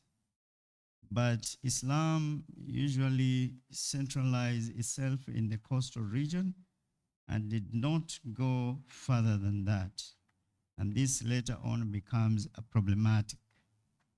So the onset of Islam, the reign of the traditional Muslim rulers and ulamas. There are a number of arguments about this coastal area where the Muslim majority resides in Kenya. First argument is that Islam reached coastal Kenya before the migration of the Prophet to Medina. This is as per the research in the Shanga ruins, which was conducted by Dr. Houghton, an archaeologist, and they found graves facing Jerusalem and not Mecca. So initially the Qibla was Jerusalem, then it was changed. The second argument is that the Chronicle of Lamu suggests that Islam reached coastal Kenya 696 AD during the reign of Abdul Malik ibn Marwan, the Umayyad dynasty, 685, who ruled 685 to 705. Then the third argument is the Chronicle of Kilwa that attributes that Kilwa was found by the 7 brothers from Shirazi in 957 AD. The demography.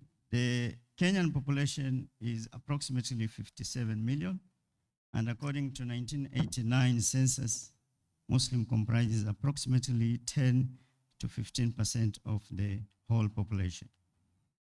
Muslims are mainly in northeastern and coastal areas. They are predominantly Sunnis, belongs to the Shafi school of thought, and a few other sects may be found, such as Shias, Ahmadiyya, and Ibadi, but majority are Shafi. The development of the coastal towns. Randall Poyle's 1987 claims that settlements in the coastal towns in East Africa were in 3 phases. Phases 1 is between 800 to 1,100, the Sabaki, Bantu speakers, and ancestral Somalis. This is the first development. The second phase is between 1,100 to 1,300, the emergence of urban settlements such as Shanga, Pate, Comoros, and Kilwa. And the third phase is from 1300 to 1600, the golden age of coastal history, civilization, and economic prosperity. It is during this time the poem that I recited was composed, and manuscripts exist which claims that the poem was composed, some scholars saying 1650, others saying 1749. So this was the period of the traditional ulamas who started to document, translate some works, and started to write Islamic texts. These were mainly the Sufis. Now, the emergence of the colonial powers. The Portuguese reigned the coastal area in the 16th century. They built Fort Jesus, and they ruled over Mombasa for approximately 200 years. Then the Mombasa people found it very difficult to live with the Portuguese, as they wanted to introduce Christianity, and they were already Muslims. So they joined forces with the Omanis, and they fought the Portuguese, and they removed them from Mombasa after 200 years of occupation. Then the British colony came 1890 to 1963. And then there is the time of the independence and post-independence period, 1964 to date.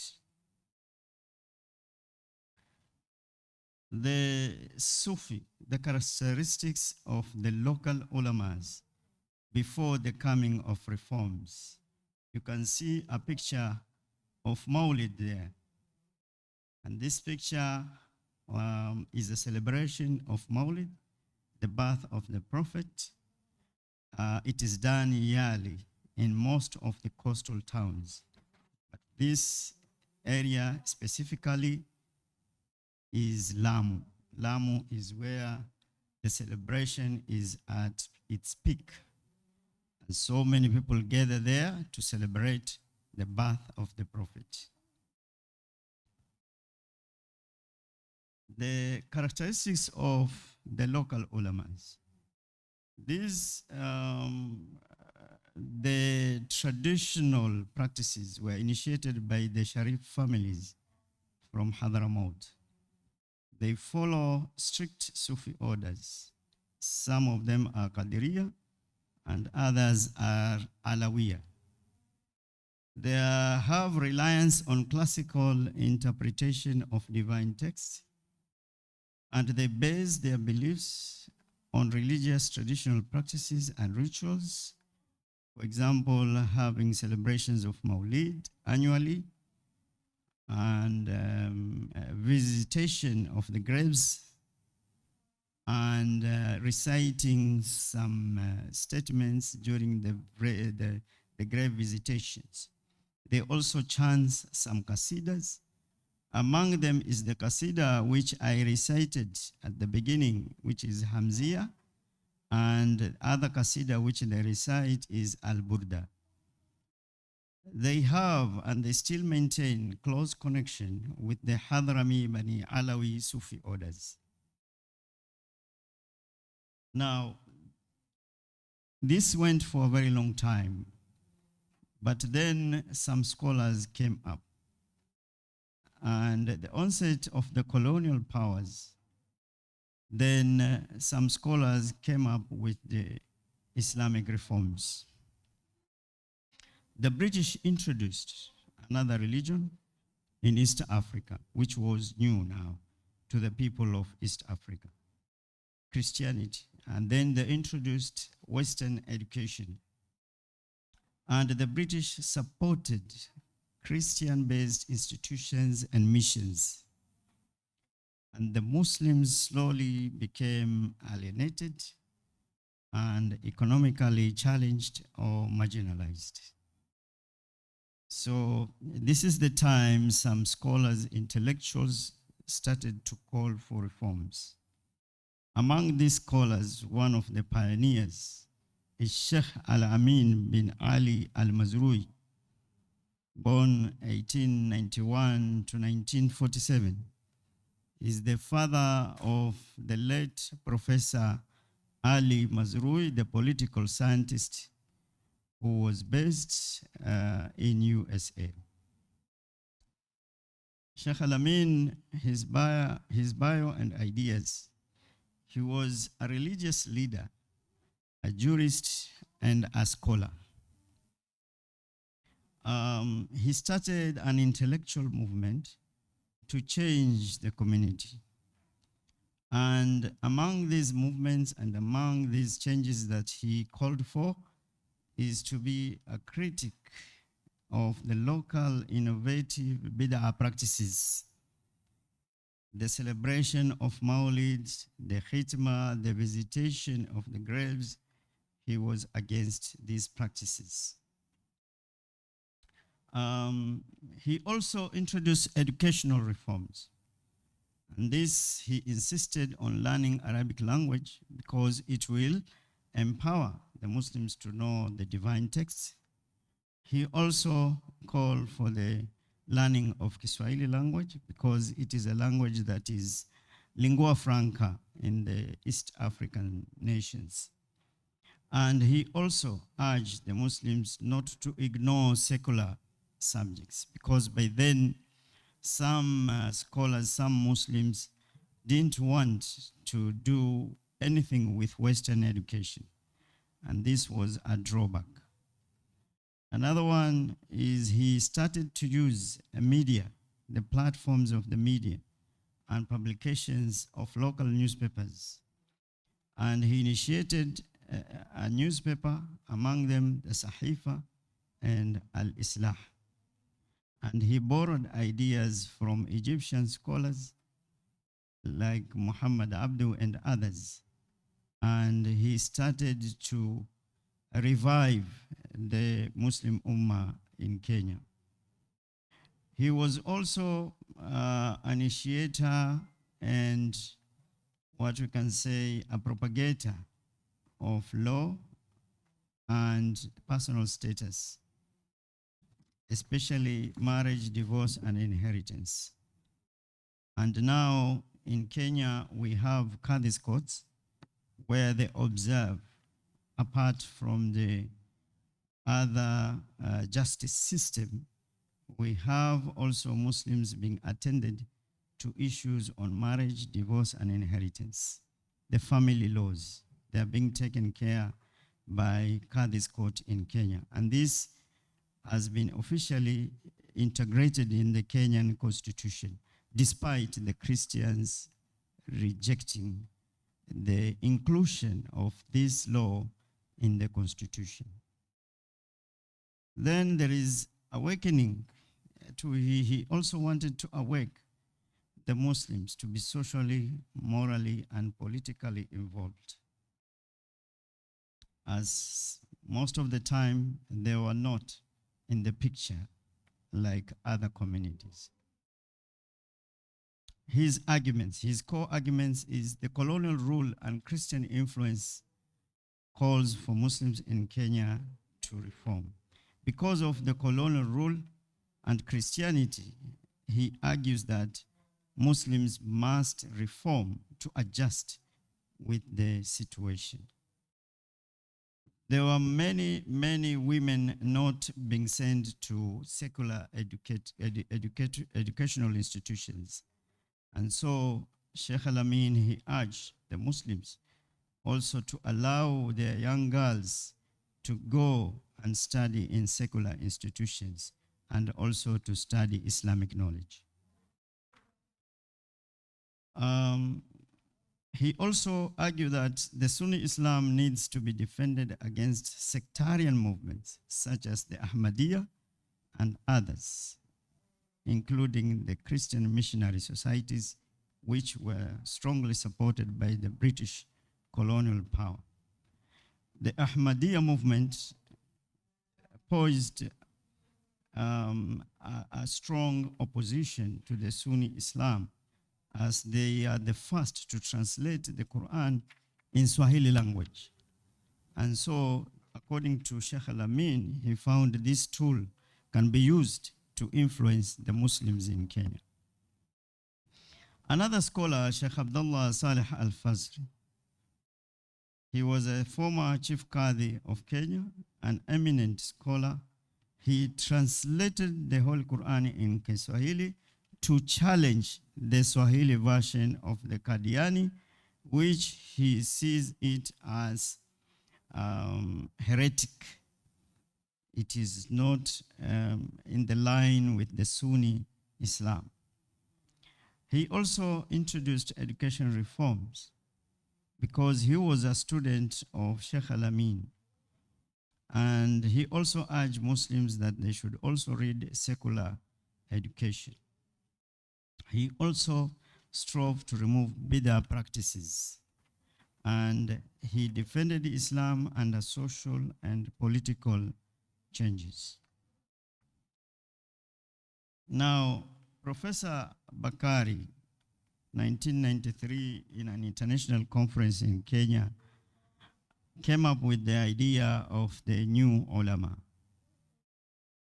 And he argues that the new young graduates who come from the Middle East, they are Kenyan, but they go to the Middle East countries, they study in the universities, Islam and other subjects, and then they come to Kenya with new ideas. These new ulamas now, they call for reforms on creed and the removal of all bid'ah practices.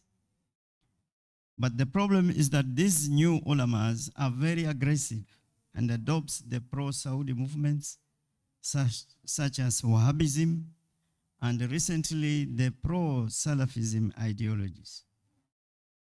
They take a very strong stance against the Sufi and the Shia factions.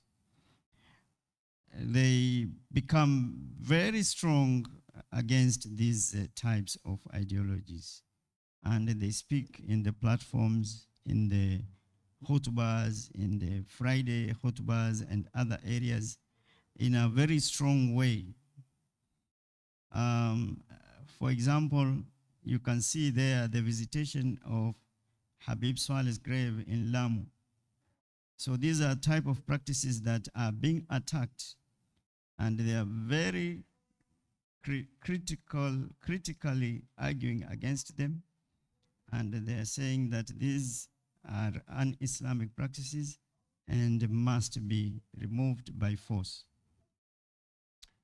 Then now there is an emergency of another new Islamic reform movements which Professor Bakari did not capture. Now there is another emergence of Shia scholars and their movements. And one scholar, Sheikh Abdullah Nasser, who has passed away recently, he was initially a Sunni, but then he became a Shia. He turned to be a Shia. He was the contemporary of Sheikh Abdullah Saleh al-Farsi. Surprisingly, he turned to accept Shiism, and he openly makes dialogue in mosque and other areas about Shia Islam.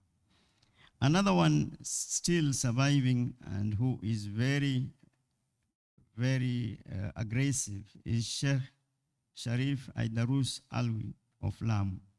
He's also a Sunni who turned to be a Shia. So some, those who are opposing them, they're saying this is the funds coming from Iran. They're getting funds to create confusion among the Muslims in Kenya.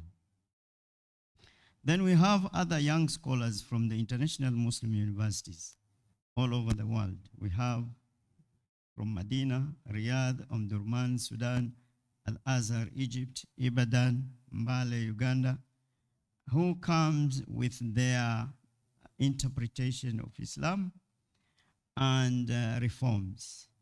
But they are also very aggressive against the Sharifs and their practices. Now, the dilemma, challenges, and solutions. First, from the perspective that I've given, my take is that major communities from Muslim countries contribute and fund the Muslim divisions in Kenya. Two, instability in neighboring countries like Somalia bring instability towards the Muslims in Kenya. Three, some movements encourage radical ideas, while others make Muslims to be too passive. In fact, there are some movements like Hizb ut-Tahrir and others, they tell the Muslims do not participate at all in politics or in anything to do with going to parliament to vote. So they make the Muslims to be very passive and not, to fight for their rights. They say, we wait for the Khalifa to come, that's when you will get your rights. There are other groups like the Tabligh, they are also making the Muslims to be very passive because they just say Islam consists of 6 things and they are just, centralizing the ideology to theology and ritual practices only. They have nothing to do with politics, nothing to do with economics to empower the Muslims, nothing to do with gender sensitiveness, but it's just to sleep in the mosque for some days like that. So these are also actively present in Kenya. Another thing is that the Muslims in Kenya, they lack charismatic leadership.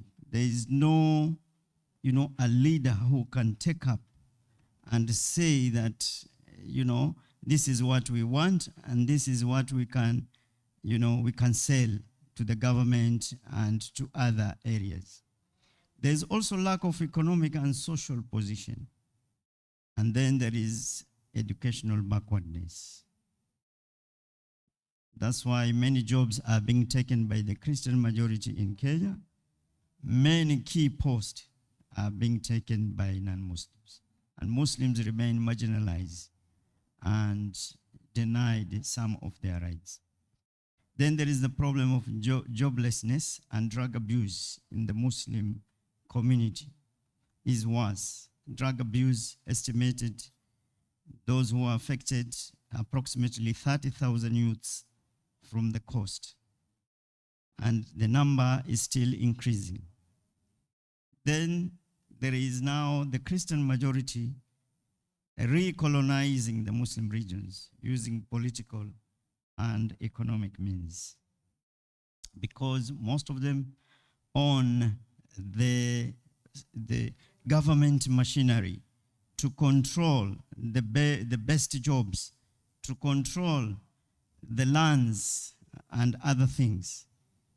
So you find the Muslim having that lack of that control becomes problematic, and they become marginalized continuously.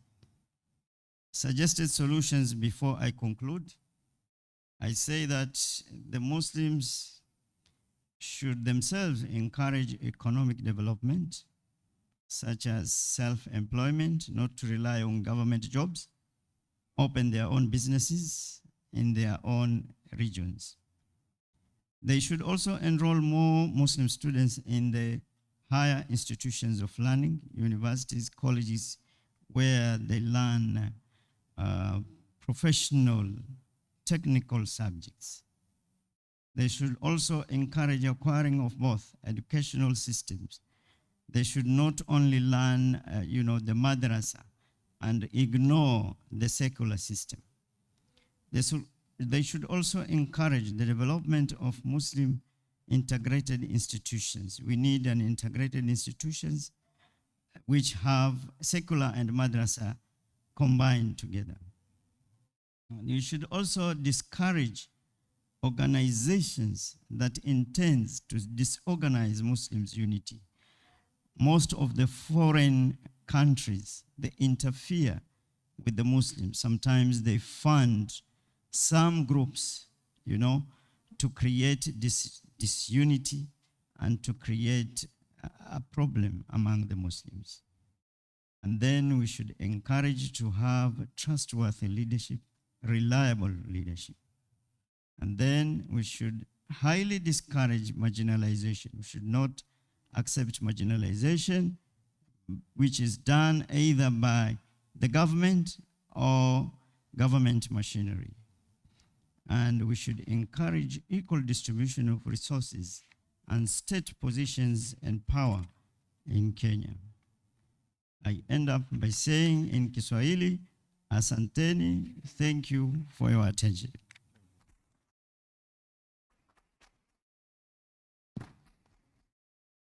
Now we have, são 12h14, devemos ter tudo terminado às 12h45, então eu ia pedir...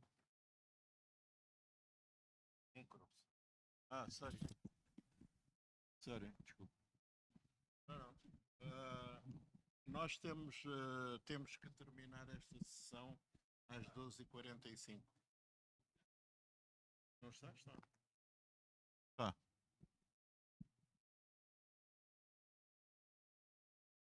Alô? Tá. Então, nós temos 30 minutos, temos que terminar às 12h45. Então eu ia pedir aos colegas que vão falar a seguir, se pudessem realmente ir aos pontos para termos tempo de discutir. Ou discutimos a seguir, não sei, temos que ver. Porque acho que há uma série de temas extremamente importantes, quer sob o ponto de vista metodológico, quer também sobre temas que foram analisados, mas que ficaram de lado, quer dizer, não temos dados socioeconómicos sobre a população muçulmana, o que é que faz, a intervenção do Estado, ligação, conflitos com outras religiões. Então eu vou passar a palavra ao professor Chapane para apresentar o seu tema, que não é aquele que está aqui nos papers, mas ele vai falar sobre Islão Contemporâneo em Moçambique. Obrigado. Faz favor. Bom, muito boa tarde a todas e a todos. Primeiro, quero agradecer à organização da conferência, da 7ª Conferência Internacional do IES, por terem feito uma mesa muito bonita, com painelistas da mesma altura. A única diferença é a altura do moderador. Acho que os painelistas tinham altura diferente, preferiram ficar fora da mesa. Acho assim, isso é muito bonito. Bom, de fato, o programa traz um título diferente do título que eu vou apresentar. Já tínhamos comunicado isto à organização, porque depois, para combinar com esta mesa, achei que o paper que eu tinha e já tinha sido aprovado pela conferência fugia muito. Então optei por trazer este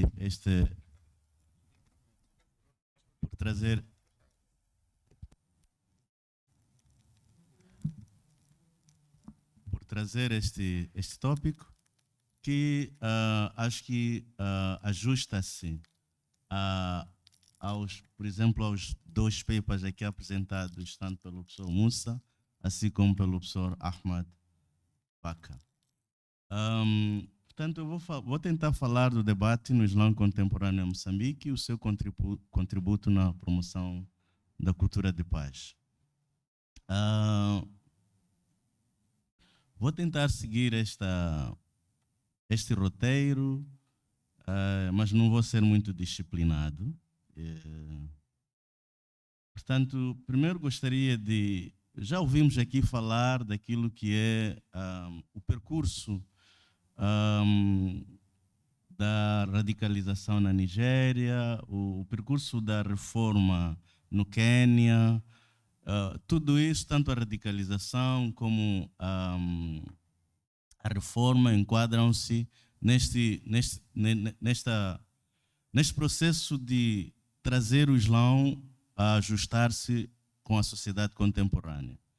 E a gênese disso vem do Ahmed ibn Hanbali, a quem é creditado a primeira referência ao termo Salaf, ou Madhab al-Salaf.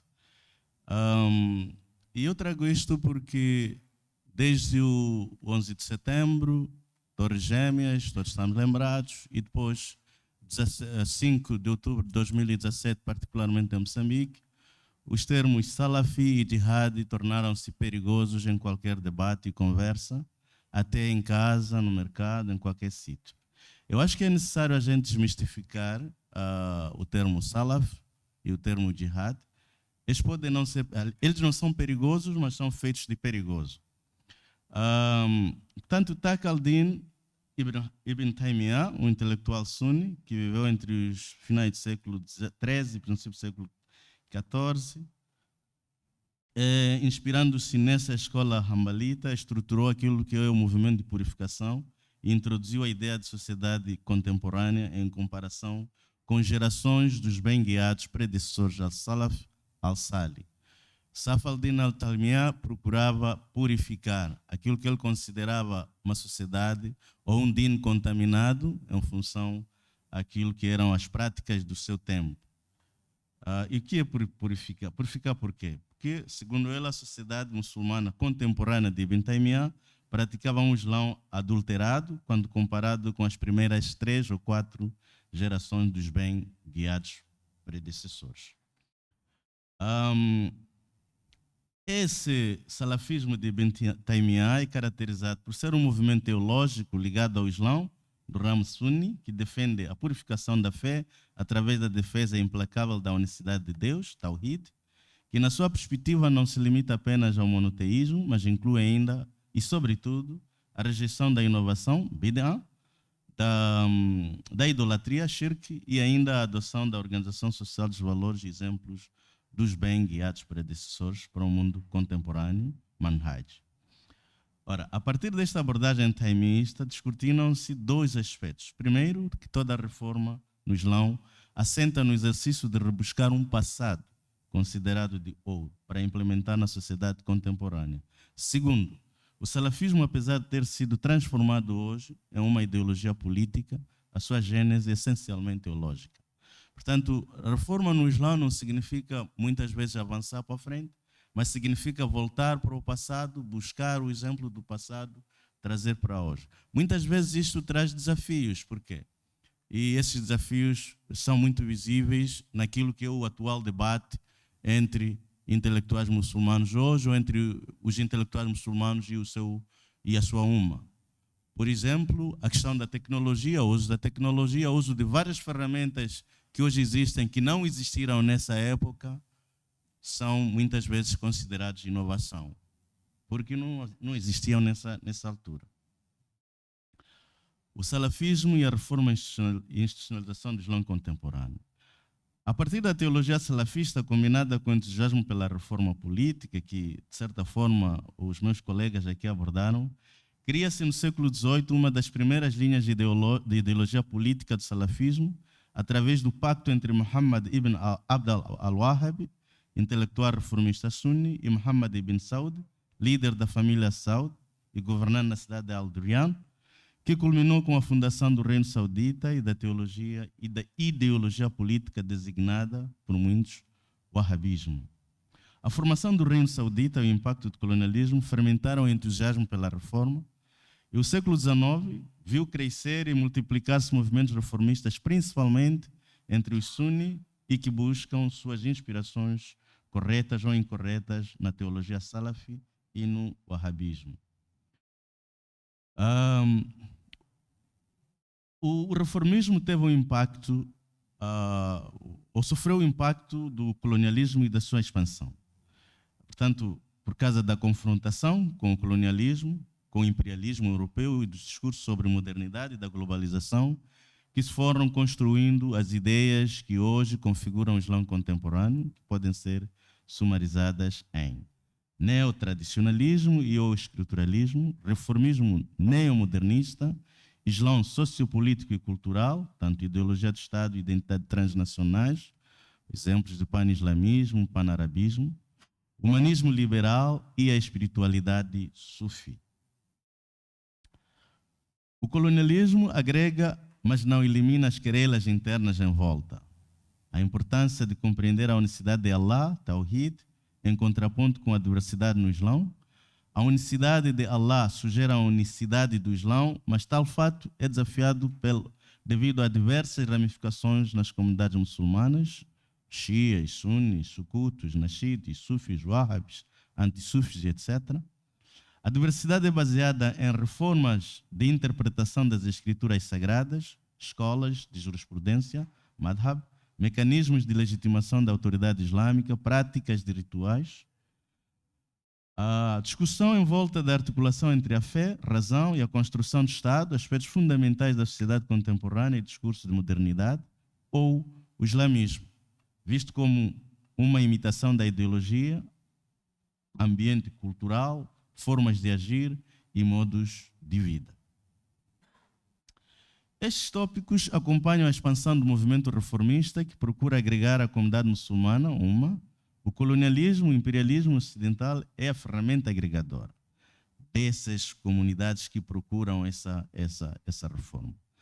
Assim, para intelectuais do século XIX, tais como Jamal al-Din al-Afghan, Muhammad Abdul, Rashid Rida, Said Ahmad Khan, Amir Ali, Maulana Abdul al-Khalam Azad, havia a necessidade de uma reforma no pensamento intelectual para adequar o Islão aos desafios impostos pelo colonialismo e pela modernidade ocidental.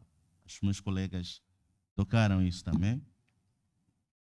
Em Moçambique, perante o colonialismo, aparece a convivência entre muçulmanos e o colonialismo mercantil português, que é interrompida por um violento processo de ocupação colonial de fato, que instala um sistema colonial assumidamente anti-islão. Mozinho de Albuquerque, por exemplo, no seu livro Moçambique, dizia: piores que os seus vizinhos de Além Canal são os mujojos de Angoche. São nossos inimigos politicamente, por serem os antigos senhores da terra, economicamente, por lhes tolhermos o seu mais favorito negócio, a escravatura, e superior a estas duas coisas, bastante de per si, tem-nos o ódio de raça e o ódio de crença. São nossos inimigos, foram-ne sempre. Está aqui um angostiano que representa todos os angostianos, é bom que ouça como era tratado. A identidade transnacional swahili islâmica da África Oriental alimentou uma resistência resiliente que a dominação colonial nunca conseguiu eliminar. A literatura ajami, produzida no norte de Moçambique, que sustenta isso. Depois há a euforia pelo movimento de libertação, os processos de independência no Quênia, fundamentalmente no Tanganyika, Zanzibar, atiçaram fogo que estava hibernado nas memórias dos muçulmanos em Moçambique, que, de certa forma, aderiram à fundação da Frelimo e o início da luta armada, da Cooperação Nacional, que aumentou, de certa forma, essa euforia pela liberdade e leva os muçulmanos a colaborarem na luta contra o sistema colonial.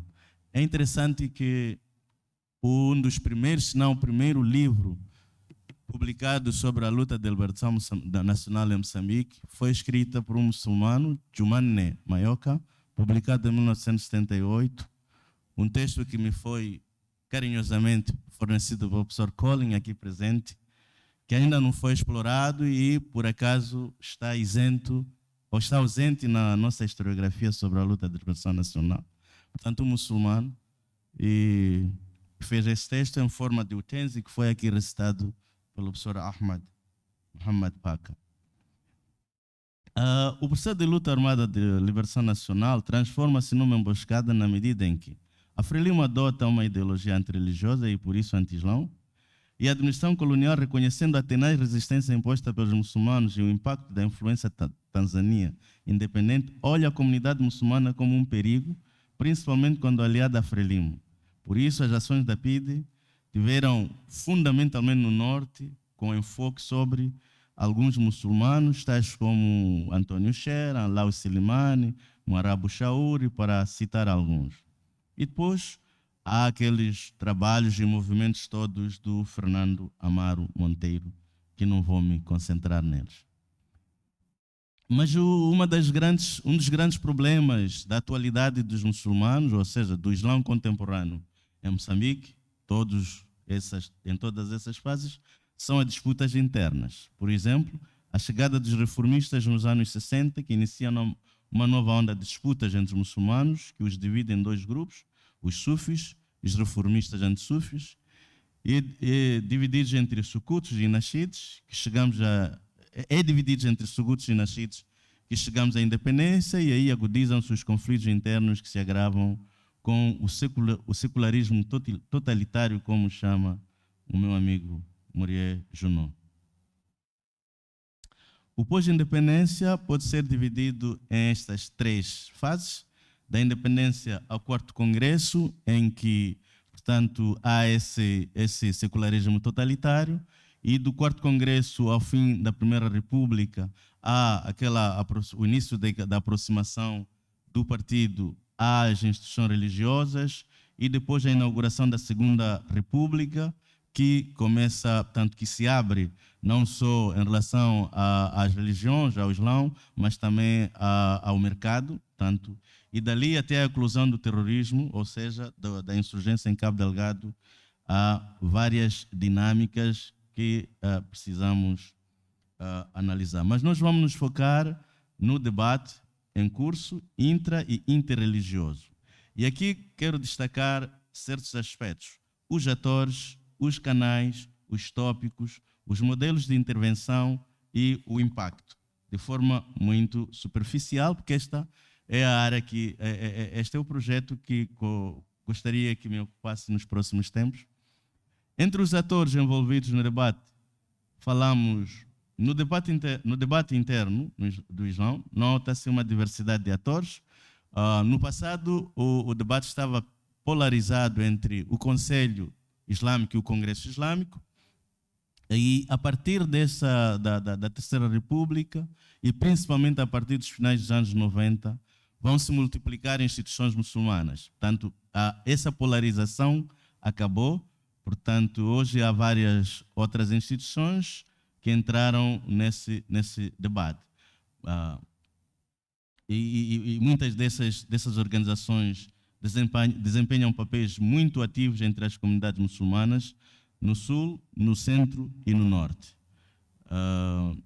No debate interreligioso, os atores são ainda mais diversos: teólogos muçulmanos, teólogos cristãos, protestantes, evangélicos e por aí. E, de qualquer maneira, nota-se a ausência de teólogos das religiões africanas, o maior dilema do diálogo interreligioso em Moçambique. Quanto aos canais, portanto, o debate saiu das mesquitas, saiu daqueles debates feitos através de livros, poemas, como foi aqui apresentado pelo professor Ahmed e pelo professor Musa, e o debate entrou para outro tipo de canais esses que se calhar para alguns álimos são PDA, são inovação, porque não existiam no passado. São canais de Facebook, por exemplo, Gazeta Árabe, Caravana de Dawa, Conversas sobre Islã, Comunidade Muçulmana também tem um canal, Ação Humanitária, Islã para Todas as Mulheres, Al-Hidayah Moçambique. E depois tem canais de televisão, Islã, TV, ITV, etc. E depois há várias outras plataformas, no WhatsApp, no Twitter e por aí em diante. Portanto, para além dos canais acima, cresce o uso de páginas individuais para difundir mensagens e ensinamentos de determinados álimos, normalmente gravados em encontros de palestras e até gravados a propósito apenas para essa difusão. Diversificam-se também as fontes usadas para a aquisição de conhecimento. Exemplo, recentemente um teólogo moçambicano, Hafiz Safir Abdallah Abud, traduziu o livro Dentre os Problemas da Juventude, do Sheikh Mohammed Saleh Al-Uthmain. Portanto, há uma diversidade, há uma agressividade em difundir o Islão, em dialogar com outras religiões. A minha dúvida é se esse diálogo ajuda-nos a construir uma cultura de paz. Depois vamos lá chegar, se calhar. Entre os tópicos, questões sobre a jurisprudência islâmica, questões relacionadas com terrorismo, questões relacionadas com inovação, ortodoxia e reforma, a relação entre os muçulmanos com outras religiões e crentes de outras religiões, questões relacionadas com o desenvolvimento tecnológico e o dia a dia dos muçulmanos. Nesta apresentação, importa olhar como estes tópicos têm sido abordados de modo a contribuir no processo de construção de uma cultura de paz. E aí, olhamos para os modelos de intervenção. E entre esses modelos, eu identifico de forma mais ad hoc o modelo A Minha Religião é a Verdadeira, fundamentalmente no debate do diálogo interreligioso. E depois existe o modelo Nós Sabemos e os Outros São Ignorantes. Este é um modelo muito comum no debate entre muçulmanos, entre teólogos muçulmanos e outros, portanto, entre os teólogos muçulmanos. E depois o modelo, o que o profeta sallallahu alaihi wasallam não viveu, não fez, é inovação, BDA, não vale a pena. E isto acaba nos negando a nós mesmos, forçando-nos a negar a nossa própria cultura, a negar a nossa própria identidade, a negar certas ferramentas que nos permitem, se calhar, ser melhores muçulmanos, sermos mais conhecidos ou difundirmos mais a nossa religião.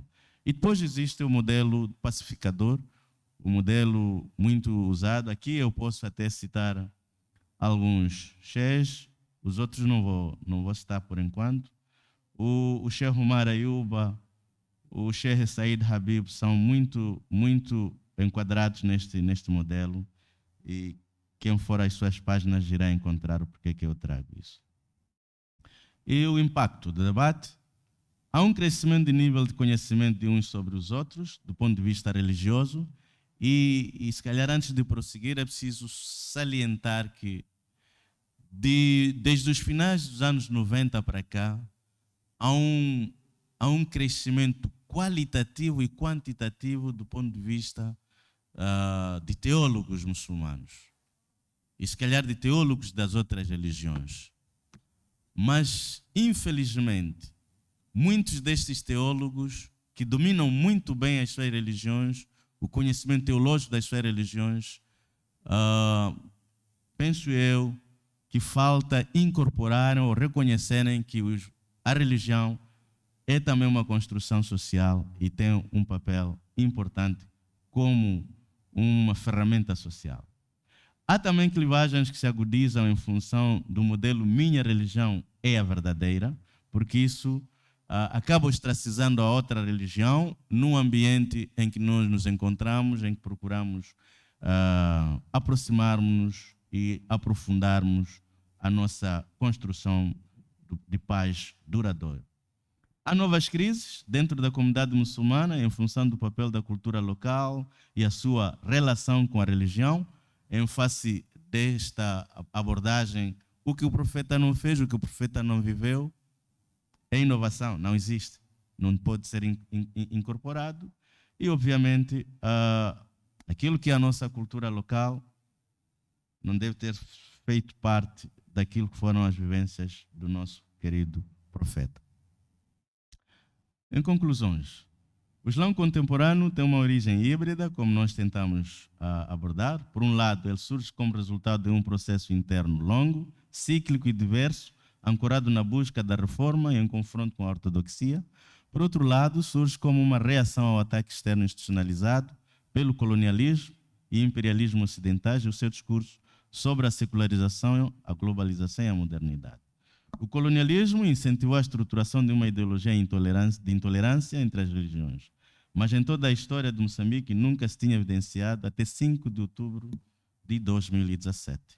Hoje, os intelectuais muçulmanos moçambicanos têm travado intensos debates dentro e fora do fórum religioso visando a adequação da sociedade contemporânea moçambicana aos preceitos do Islão, assim como para a promoção da paz. Nota-se, porém, que os esforços para uma convivência multi- e interreligiosa, pacífica e harmoniosa esbarram na resistência de uma boa parte de teólogos e líderes religiosos que olham a religião apenas do seu ponto de vista divino e ignoram o seu papel sociocultural.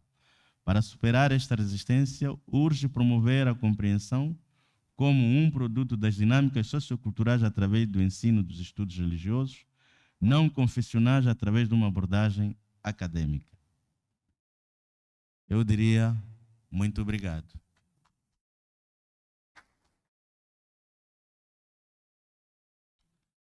Muito obrigado, professor Chapane. Penso que, bom, é um pontapé de saída, não é? Porque todas essas análises que têm sido apresentadas aqui têm alguma falta na caracterização da população dita islâmica. E se nós olharmos para aquilo que conhecemos melhor, que é a nossa própria sociedade, em que vivemos todos esses problemas, não só da guerra, mas a corrupção, etc. Então, seria bom, às vezes, perguntar se de facto daquilo que eu chamo para a classe da Cunha, Candonga e de Chapacém, quantos muçulmanos não são militantes sérios dessas causas. E também há empréstimos das outras religiões nas práticas islâmicas. Às vezes tu entras numa mesquita, vês um imã a falar e de facto parece um pastor protestante ou um daqueles pentecostalistas americanos. Então, acho que é preciso pensar mais nisso. Faz favor, os colegas que vão apresentar a seguir, o Helge e o Ore. Muito obrigado.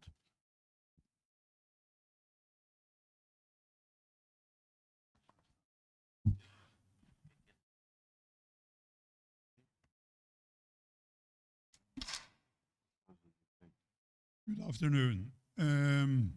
Our paper does not really belong in this session.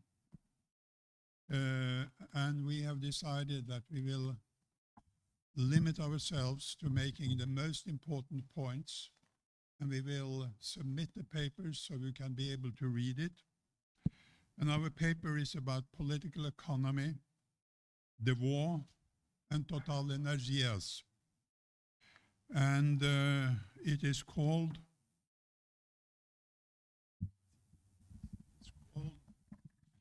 Double Blackout in a Fortified Enclave.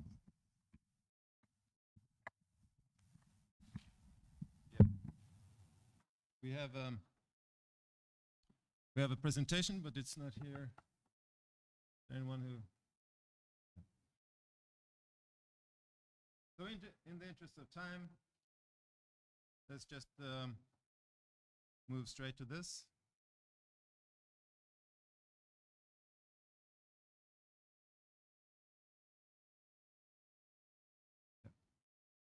Dear audience, I know you're tired. So this is about the media coverage of the situation in Cabo Delgado. And for those of you who are Mozambican, you will have seen these pictures before. This is just a snapshot getting you into the topic of our paper. This is the plans for the world-class LNG facility and how the companies project themselves and what they're going to construct up there in the Palma district and the peninsula of Afungi in northern Mozambique. And also from their own website, this is how they claim that Mozambique LNG project will support technical and vocational training for 120 young people. But a very different news story or coverage of the situation in Cabo Delgado is, of course, what transpires in international media about the terrorism and the fighting going up there, or what we call the war in Cabo Delgado. And this is perhaps the only possible link to the previous speakers of our panel. We are indeed interested in the role of religion and religious doctrine in what is going on there, and we have been working together on a project and with also Mozambican colleagues for the previous 5 years about the war in Mozambique and studied the role of religion there, among other things. But that is not the topic of this presentation. So what we want to get at is the extreme diversity of coverage, but also why it is so difficult to narrow it down to a holistic story or narrative. So let me give you just one vignette, or as I said these days, almost a meme-like narrative of what a holistic story about Cabo Delgado could be. And I need to read this. It's that the situation in Cabo Delgado is a terrible affront to all the ideals and dreams of African liberation, and even more so to those of Mozambique at a time when the country was supposed to celebrate half a century of independence. That is a narrative of a giant European-based petroleum company appropriating a part of African territory to exploit its resources. When the local populations realize that it will not benefit from the treasures in its vicinity, but that the same old misery will persist ad infinitum, while the super profit from those resources are shared between foreigners and a tiny national elite, the frustrations spill over into extreme violence among some who find religion can explain and that Islamic jihadism can justify their militancy. The violence that is a catastrophe for the locals is but a nuisance for the giant multinational company, which solves its needs for security on the cheap by arranging for the arrival of a large mercenary army from another African country. This will keep any local militants at bay, but for good measure, the multinational barricades itself behind huge walls in a safe zone for its extractive activities. Soon, the few Africans that work for the company will have to show ID to enter the area. They will have to live in company-constructed housing. They buy their groceries in the company stores, use its communication equipment and means of transport, paying with the company's preferred currency, just like in colonial times. That is one narrative, but it's not the one that transpires internationally. So our problematic has been, how is this war and this situation being covered internationally, and mainly internationally, but also in the local press here? Sorry.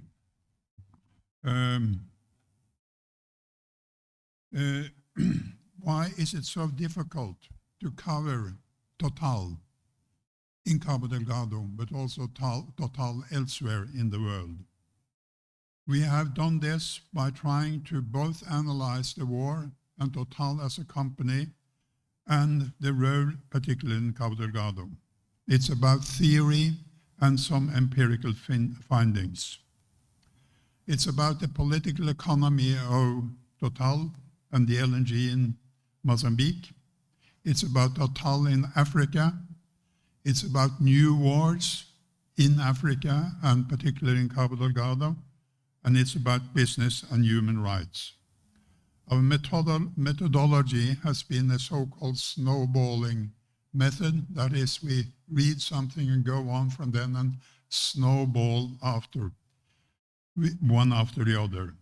Our material is international media reports, Total's reports and corporate material from other companies active in Cabo Delgado, analysis from civil society organizations, academia, and consultancies.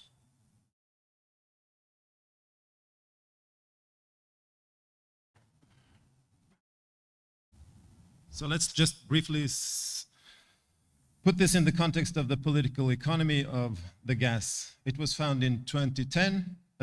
Politicians and the IMF, politicians in Mozambique and the IMF in particular, created what we call an economy of anticipation when they said that Mozambique will be rich or will even become like a middle-income country. And but what we instead got was the pre-source curse, which we'll come back to. We got the dívidas ocultas, or the hidden debts scandal in 2016, and by 2017 we got a war in Cabo Delgado, and Total entered not from the beginning, but from when in 2019 when it bought Anadarko's share in the development projects there. Look, back in 2015, IMF, the International Financing Organization, it predicted that gas revenue would amount, for Mozambique, would amount to something like $500 billion. That has, of course, none of that has materialized. And you see the blue line there? It's the Mozambican, the prediction for the Mozambican GDP growth exceeding far beyond any other African country, and this would project Mozambique to the skies. As you know, none of that happened. What we instead got was this economy of anticipation and the pre-source curse, as we said. You've probably all heard about the resource curse, that despite all the enormously valued natural resources sold as commodities on the international market and high incomes, then paradoxically, many countries that have these resources come off in conflict and poorer than they would otherwise have been. And this is the resource curse theory. What happened in Mozambique with the gas is almost the pre-source curse, the curse that comes across even before the resources are extracted. You know, the hidden debt scandal and everything. Look, just one final number. This one of the reasons why it's so difficult for the international media to cover this story, it is exactly to grasp how the local populations and the environment becomes in the squeeze between the shareholders of huge corporations like Total, with an annual profit as big as the entire GDP of Mozambique. In 2023, that number was 23 billion. So not the GDP of Total, but its profits are as big as Mozambique's GDP. Imagine how do you report the sheer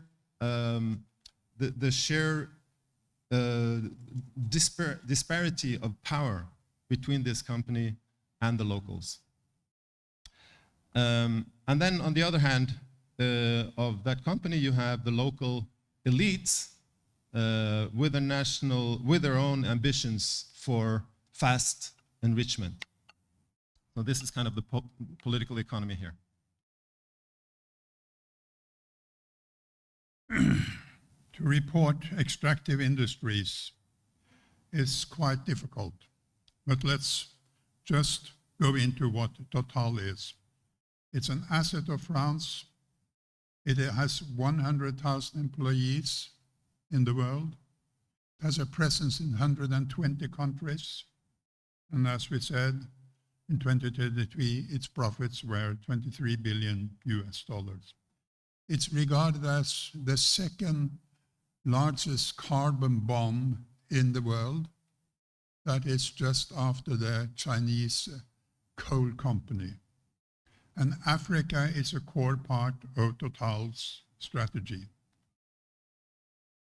Cabo Delgado is one of many of Total's problematic interventions. Another one is in Uganda. The situation is getting worse, not better for the locals.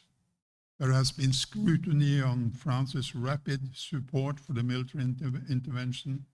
It's bringing in Rwanda, and as I said, them turning Afungo into a fortress. It's very difficult for journalists to cover extractive industries. There's the center of power and money. They're highly secretive. There is enormous profits, but development lags behind. It's of this type of activities are often ridden with marginalization and conflict. It's hard to get and understand the proper data. This is among financial journalists, often called arithmophobia, and easier for the large international media to find out what's happening than for local journalists. We have called the war in Cabo Delgado a new war, borrowing from Mary Calder's term for that. That is also often called modern stateless wars by Paul Brooker.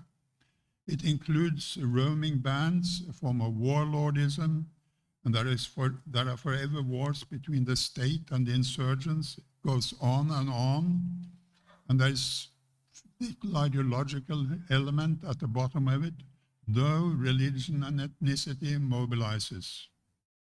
The insurgents are hidden and elusive, with unclear goals. The enemy is everywhere and nowhere, and state forces profit from the war, forever war, and so does other international actors. It's difficult to access these wars, and it's dangerous for journalists.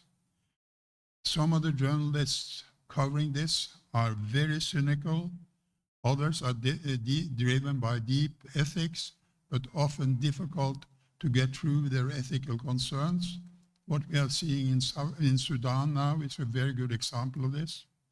And there is also the complexity of conflicts in Africa that is very difficult to explain to international editors and audiences.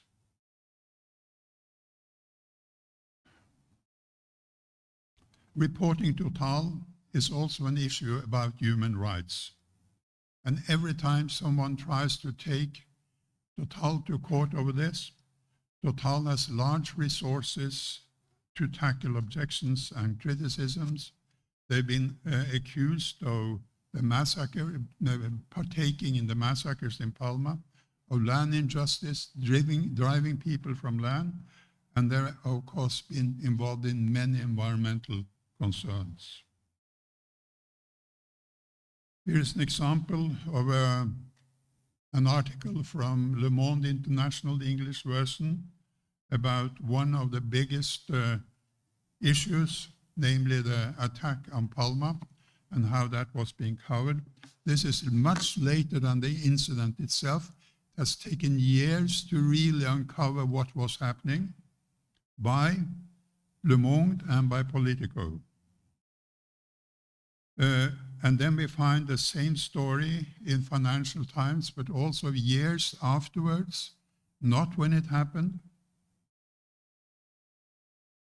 Here is a web screenshot from a very important organization called Business and Human Rights Resource Center, which covers these kinds of awards and reports on it and human rights violations.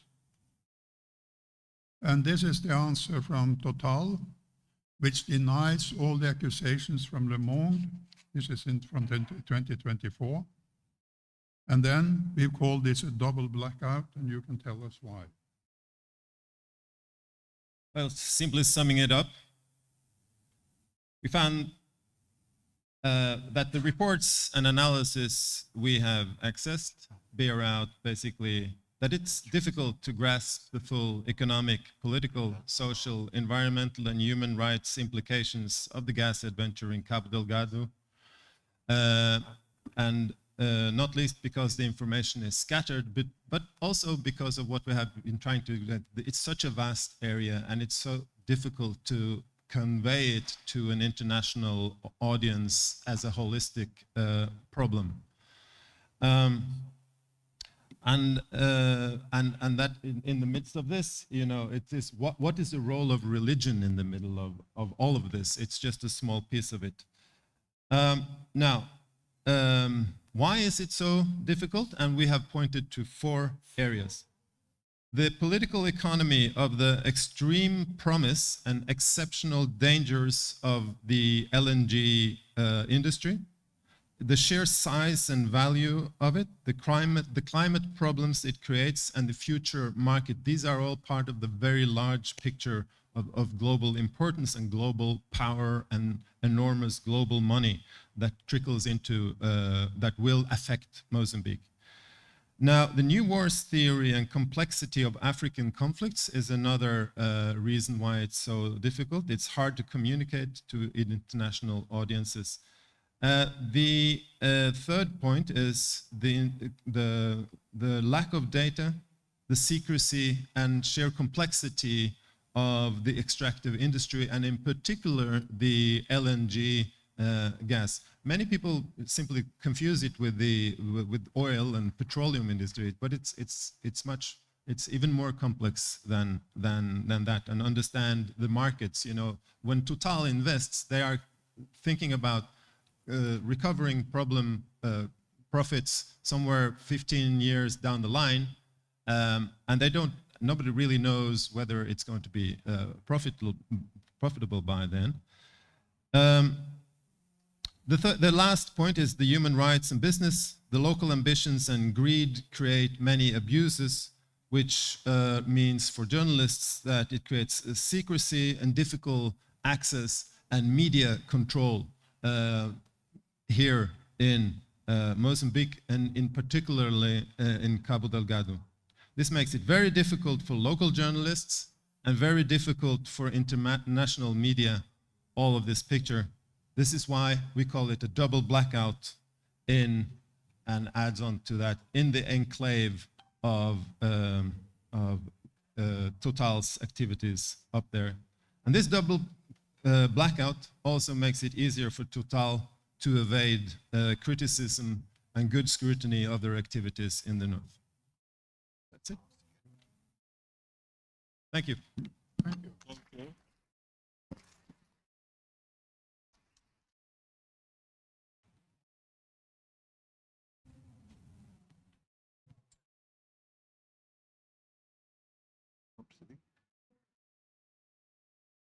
Sim.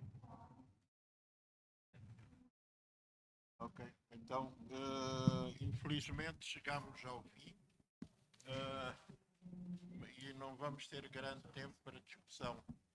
A minha pergunta era se alguém quer mesmo colocar algum assunto antes de sairmos e depois a seguir na próxima sessão na mesma sala podemos levantar alguns dos assuntos.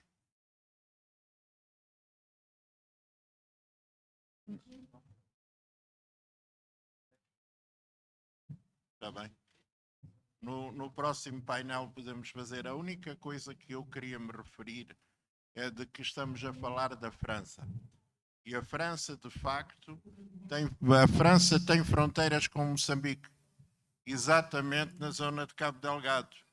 E quando o famoso mercenário francês se revoltou e ocupou uma das ilhas, a França teve que intervir.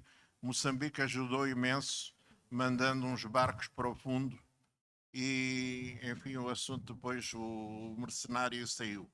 Então, o que eu acho também é que é preciso olhar para questões de economia política, mas também de geopolítica, porque há jogos extremamente grandes no controle do Índico. Muito obrigado e até à próxima sessão. Obrigado.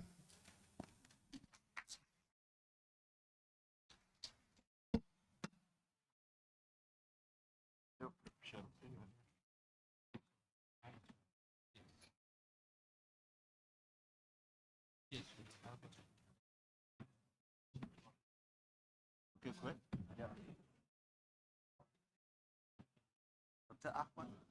Para vocês os três, a nós todos. E aqueles senhores, chama aqueles dois colegas.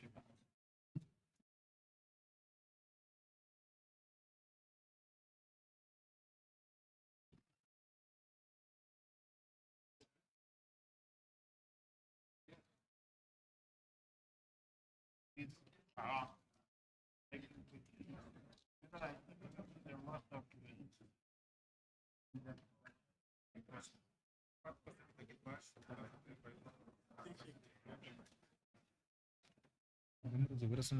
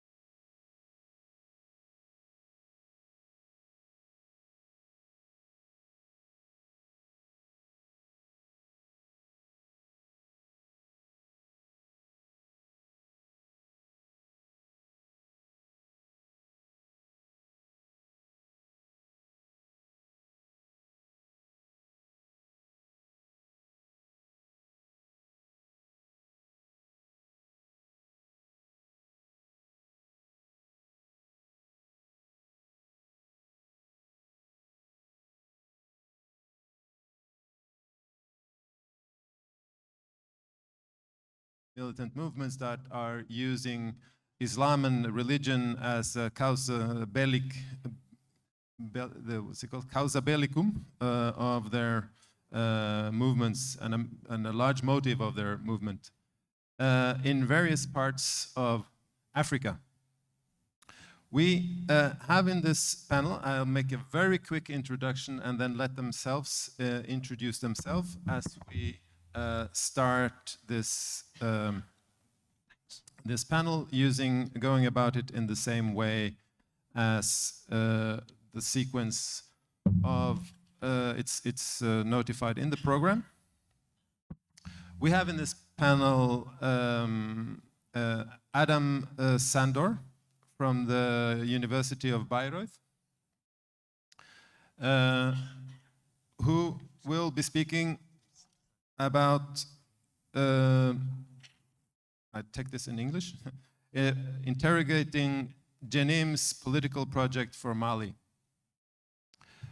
Dino Mahtani, to my left, is going to speak about Islamic State Central Africa Province, an enclosed killing machine, and its search for a pure existence. Dino Mahtani is from the London School of Economics and Political Science. Vincent, who is at the pulpit, I think ready to go, will speak about the rationalization of jihad and its malcontents, the case of the local Chad Basin. Vincent is from the Sciences Po, Bordeaux. And finally, we have my friend and colleague Salvador Forquilha from IESE, who will be speaking about Al-Shabaab's intelligence network in northern Mozambique. João Pereira will be now. Okay. All right. You look like you're ready to start, so yeah, feel free. Vincent. Hello, everyone. I'll try and get the mic all right. Is it okay like this? Okay. So let me take you back to Boko Haram and the Lake Chad Basin that Musa discussed earlier. And let me take you to the two jihadi insurgencies that are currently operating there. There's not just one, like in Mozambique, there's two of them.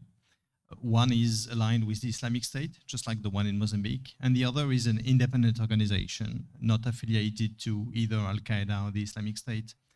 The first one is called ISWAP, the Islamic State West Africa Province, and the second one is called JAS, Jamaat Halal Sunnah Lidawati wal Jihad. And there is a very strong contrast in governance between those two organizations, and this is very much what my presentation will be about. It's this sort of puzzle that difference in behavior of jihadi organization poses.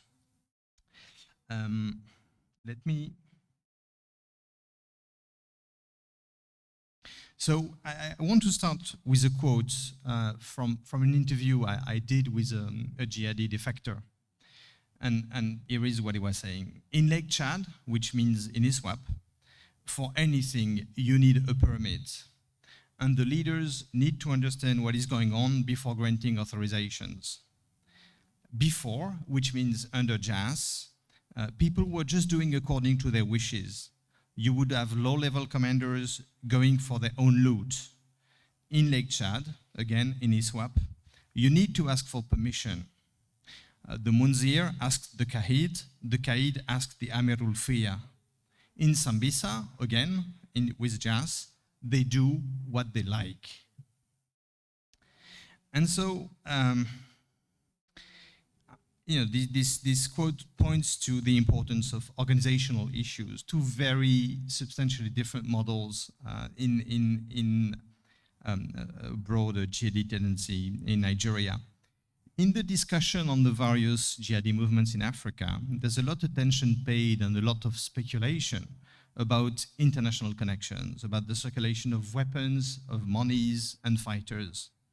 I would say that perhaps weapons and monies and fighters is not the most dangerous thing that can circulate from a global jihadi organization to a local franchise. I think actually management ideas, organizational models circulate very well. And because of this, part of the jihad in Nigeria was able to rationalize, to develop a new organizational practice. And this is what the presentation is about. It's about the way in which ISWAP rationalized and the sort of impact it has had on the trajectory of jihad in Nigeria. It's a story I want to tell because, as you know, in Mozambique, the jihadis are also operating under the mantle of the Islamic State. And so I suspect that, you know, with ISWAP having had a head start on the jihadi Mozambicans, maybe there's a way in which the story I want to tell can help you be attentive to certain changes within the Mozambican jihad. And I want to do this in three main moments.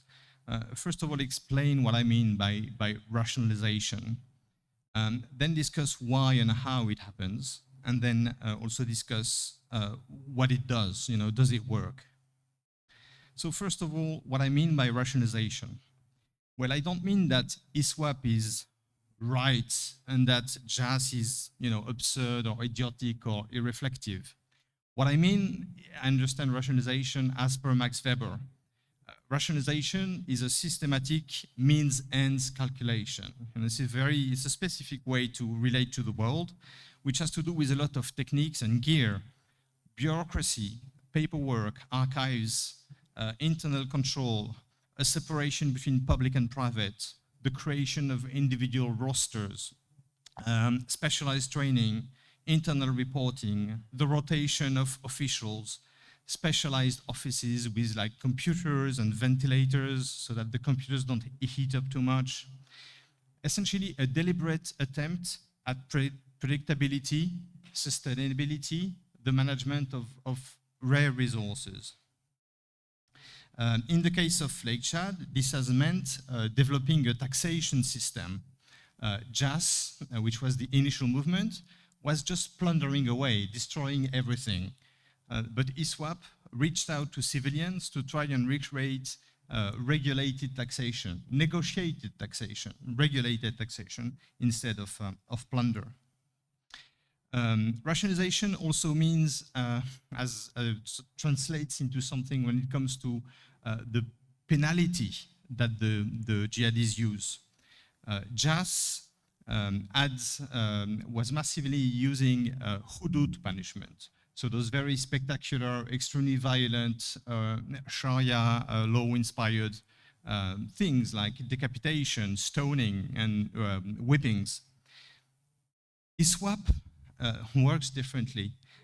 They want to manage a limited workforce, and so they cut down hudud to a significant extent, and they developed actually prison, with prison serving as a way to reform people and improve their behavior to their standards.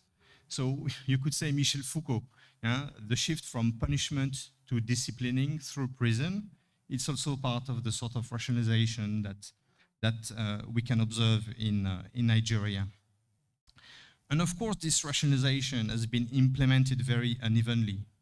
The payment of salaries, for instance, seems to be very unsteady. But you really see it in so many ways in the stories you get from former associates of the movement, that ISWAP was really trying to do something else than jazz. There's a very strong contrast there. Jazz was very much, if you want, what Weber would say, a traditional or a patrimonial way of functioning, depending on a bond of trust, personal bond of trust, personal loyalty to a commander, rather than an impersonal affiliation to a project. So this is essentially what I mean by rationalization. So how did the Nigerian jihad got rationalized? Well, it's not easy to find the origin of this. You could say it began in 2015 when JAS pledged allegiance to the Islamic State, or in 2016 when part of this movement actually separated from Shekau, from the historic leader, and secured the recognition of the Islamic State. And then you have those two different factions, and the Islamic State West Africa province then implements very fully this rationalizing process. And it's important, like 2015, it's an important moment. It's a moment when Nigeria finally gets its acts together and organizes a regional counteroffensive in collaboration with the neighboring states. And Shekau, the leader of jihad in Nigeria so far, loses a lot of ground. He loses a number of major cities, well, not major, but big cities that he had captured in the northeast. And so they fall back in the forest, they have to hide, they have to run for their lives, and the movement is in crisis. And this crisis energizes internal critics. There had long been internal critics within the movement, but because of the defeat, they were re-energized, and they began calling into question more explicitly Shekau. And to do that, they were looking in the direction of the Islamic State, with which contacts had been established. And Shekau actually was feeling the pressure. He resisted allegiance to the Islamic State because he realized that pledging to the Islamic State might mean he would lose the sort of personal absolute control that he had over the organization. Nevertheless, because of the defeat, he had to pledge in 2015 because of internal critics and because he was hoping maybe the Islamic State could help him. But then he resisted the changes that the Islamic State suggested in the management of the organization.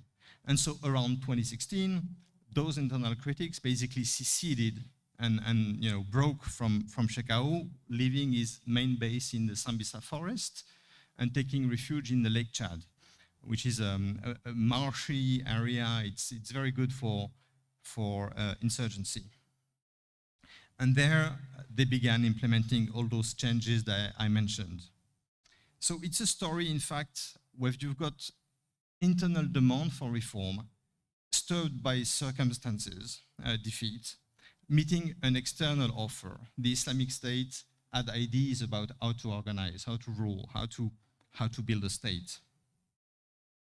Yeah. So does it work? That's my last point. Well, overall, the results have been pretty spectacular. You would expect that based on Weber. Rational is more efficient in a way. It's more productive. So it's a better system in this sense. On the ground, ISWAP has moved from being a challenger to being the top dog. You may know this, but in 2021, actually, ISWAP invaded the Sambisa forest where Shekau was, and Shekau, killed himself with a suicide vest to escape capture. And so this would seem to mean that a rationalized jihad is, so much more powerful, so much more effective, and ISWAP has been indeed a very substantial challenge ever since. But yet I want to say two things. First of all, change does not come easy. In the early days, there's a letter from one of the leaders of ISWAP in 2017, and he writes this very frustrated letter to the Islamic State, saying, well, yes, you give us all this paperwork to fill in, and we have reporting duties and everything, but there's no military assistance, so what is this all about? You're not helping us. On the ground, we are having military problems, and this is what we need to sort out, and all your paperwork doesn't help at all. So in a way, you could say that statehood is somewhat of a fetish for the Islamic State. They want to have state-like stuff, but maybe it's not so efficient always, right? And this is what this early letter of ISWAP sort of expresses. Though I would say over time, they saw the point of all the paperwork. Perhaps the more important thing is actually, and that's my second element in this section, that the drive toward rationalization is not uncontroversial. The patrimonial ethos, the sort of previous way, moral and practical ways in which JAS operated resists. People don't like to ask for permits, especially if they have guns. And so if you speak with a number of former fighters, they will say, well, those guys of Islamic State, they are bureaucrats. We never see them, they don't fight, they stay in their offices, behind their desks, and they don't engage with us. They have their good salary. We don't get paid so much. So, you know, that's very unfair. And there's something about the rigidity, the bureaucracy that a number of people find problematic. And when finally ISWAP was able to take over the Sambisa forest where Shekau was, they were able to absorb a part of the JAS men, but a large number of them actually surrendered to the government. And others actually began to push back. And they were actually quite good at that. Like in 2023, there was a lot of internal battle. One of ISWAP's main base on the Lake Chad Basin, they were able to take it. So I think it sort of expresses that the resistance of JAS expresses the fact that rationalization, you know, some people like it and others have issue with it. It comes with problems as well. And yet, for all that, JAS remains to these days, and interestingly, it has ended up borrowing a major trait of the rationalization by ISWAP. Now they are developing taxation system as well. So stabilizing relations with some civilians. And I think it has to do with the fact that, you know, it's much more efficient if you can organize and tax an economy rather than just plunder. So here is essentially the story I want to tell. There can be very significant contrasts in governance and political economy between jihadi organizations, even jihadi organizations operating in a single territory. And also there are very serious internal debates about the nature of jihad, you know, about how to do it, the proper way to do it. There's a very sustained conversation within. And then, of course, like I said, in the end, rationalization is not easy. And international connections, though, of course, they're not everything there is about jihad, but international connections are very much a factor. You know, they are indeed a strong influence. And I leave it there. Thank you very much.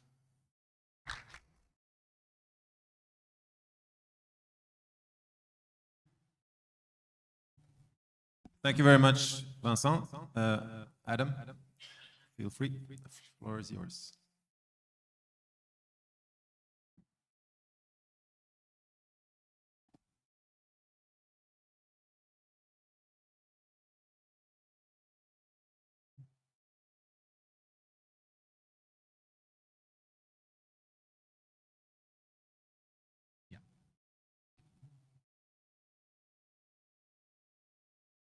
Perfect.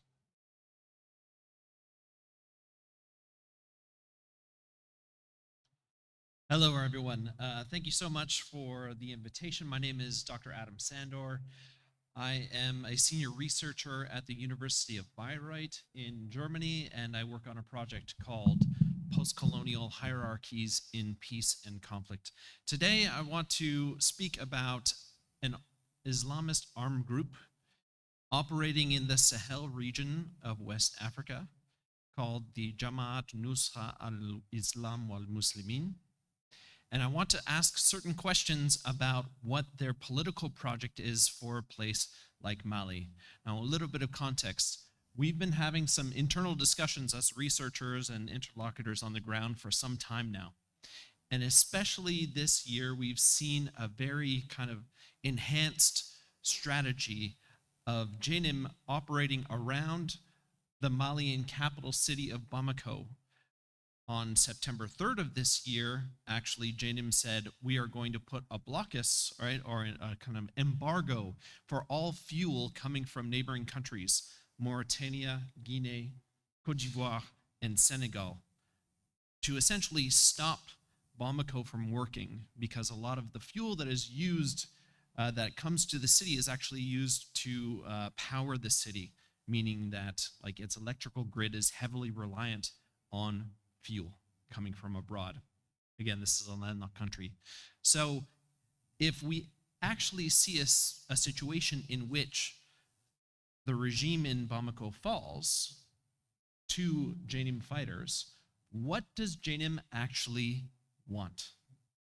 And we've been asking this question for a long time now, but it seems like now we're getting some tentative answers. So just some quick background about who Jenim is. It was created in March of 2017 from different branches of local Sahelian jihadi groups. There were 4 groups in particular: Ansar Din, which was created in 2012, the Al-Qaeda in the Islamic Maghreb, which is kind of a jihadi group that has its roots in the Algerian Civil War that had been operating in northern Mali since at least 2000 and 2001. The Katiba Masina, which was created in 2015, kind of a subsidiary branch of Ansar Din operating in the central regions of Mali, and Al-Mourabitoun, which was led by some of the more important AQIM branch leaders. Okay, so this is the group. Most of these individuals have been killed, but the one in the middle is Iyad Aghali, who is the leader of Ansar Din, and he is the leader of Jenim.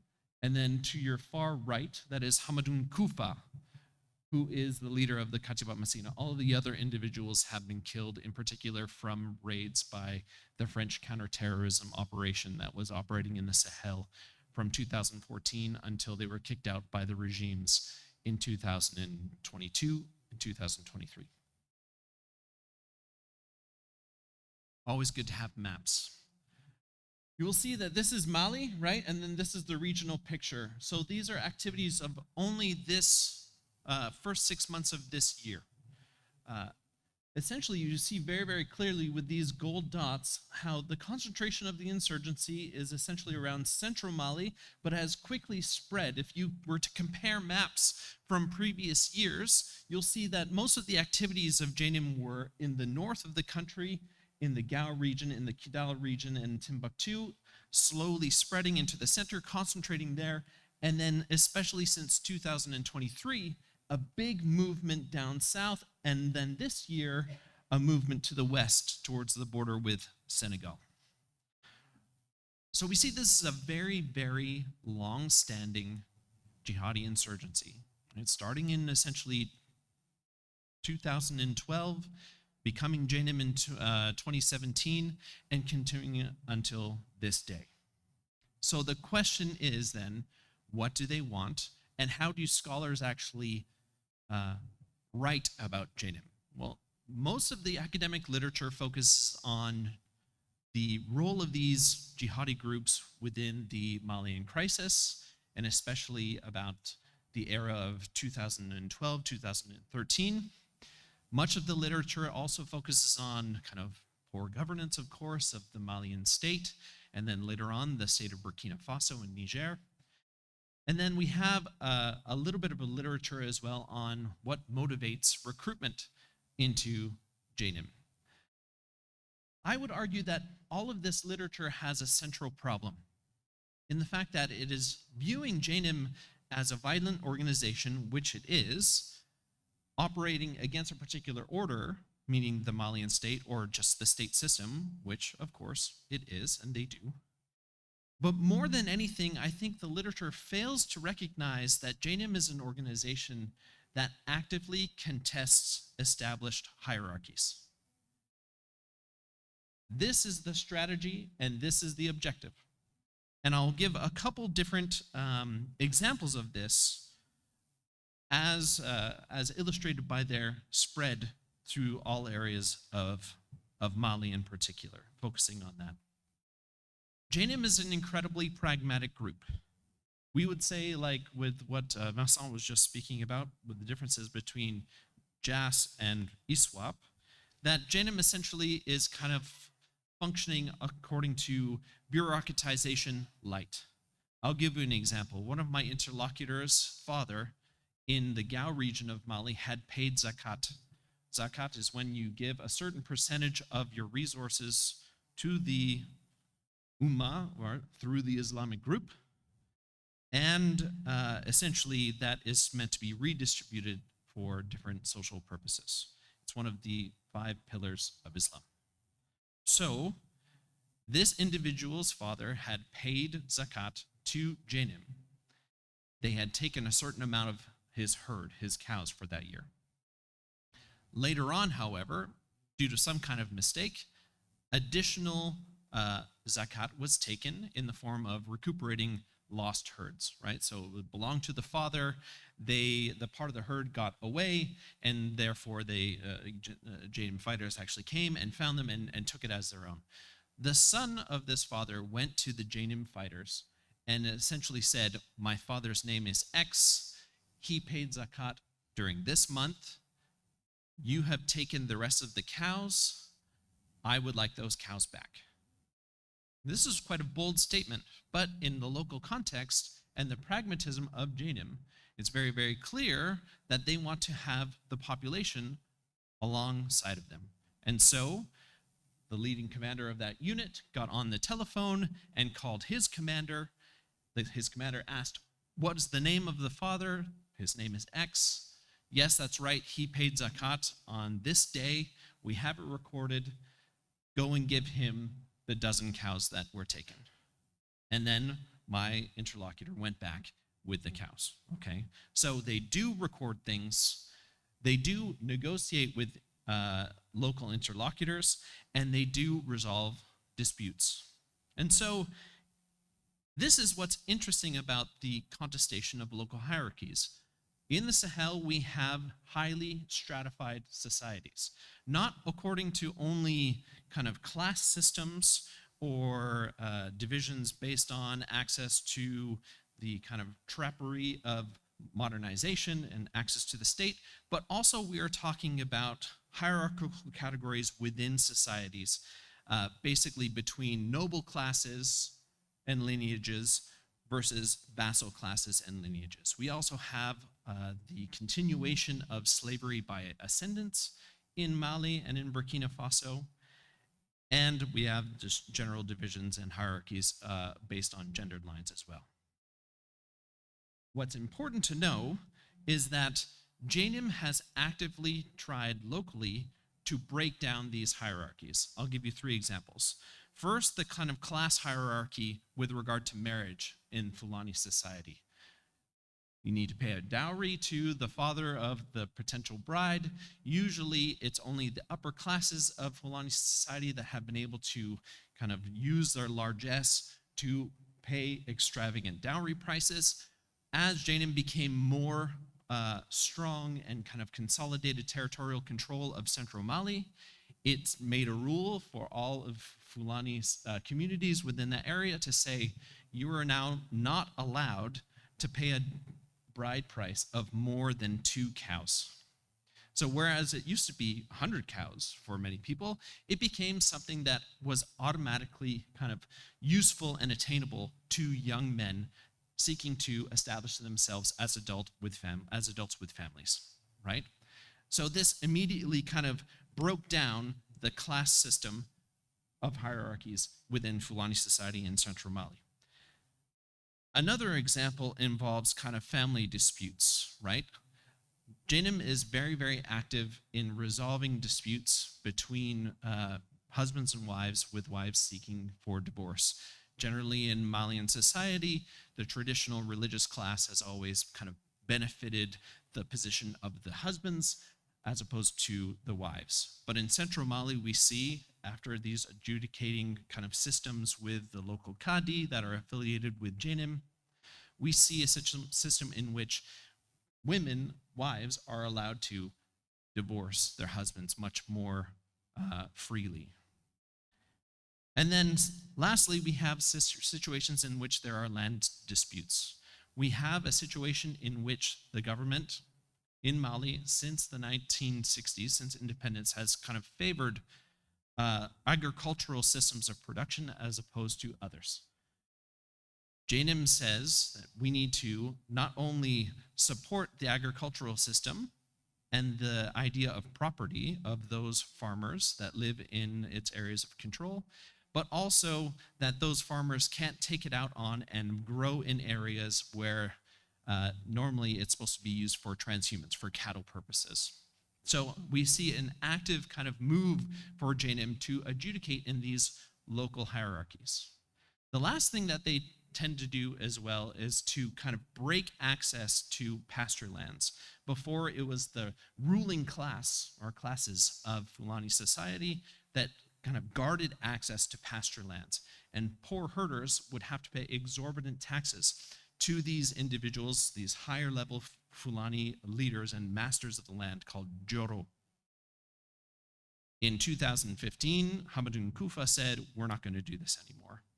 As GNM has expanded west, it has its targets on areas where slavery by ascendants has been an extreme problem, and it views itself as a force in which it will be able to break this system, and especially to recruit people that were former slaves, meaning that they were slaves under the Soninke Empire hundreds of years ago.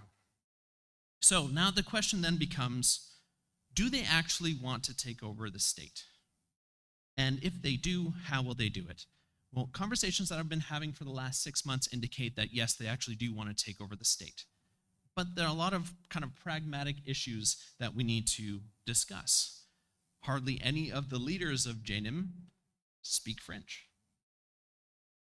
Also, it's important to know that, JNIM is learning from international contexts. It is learning from the situation in which the Taliban was involved with negotiations with the United States over a potential peace deal, and then the takeover of the Taliban in Afghanistan. Likewise, they're also very actively following the situation in Syria, when HTS has taken over Syria and has now become a legitimate interlocutor of the international community. So, the question then becomes, if you are contesting these hierarchies, including the hierarchy that is probably the most important in Mali, meaning the state over its people, and the idea of whether or not we should have borders that follow these lines in Mali, then what types of compromises are acceptable for JNIM? Certainly, what it will involve is trying to govern according to Malian sensibilities guided by Sharia law, and making compromises based on those sensitivities and those sensibilities, as opposed to a grand Islamic State type of control. And I think I'll leave it there. Thank you.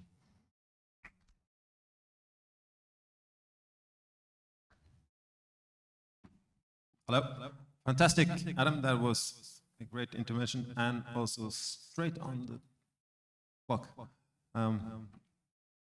Dino?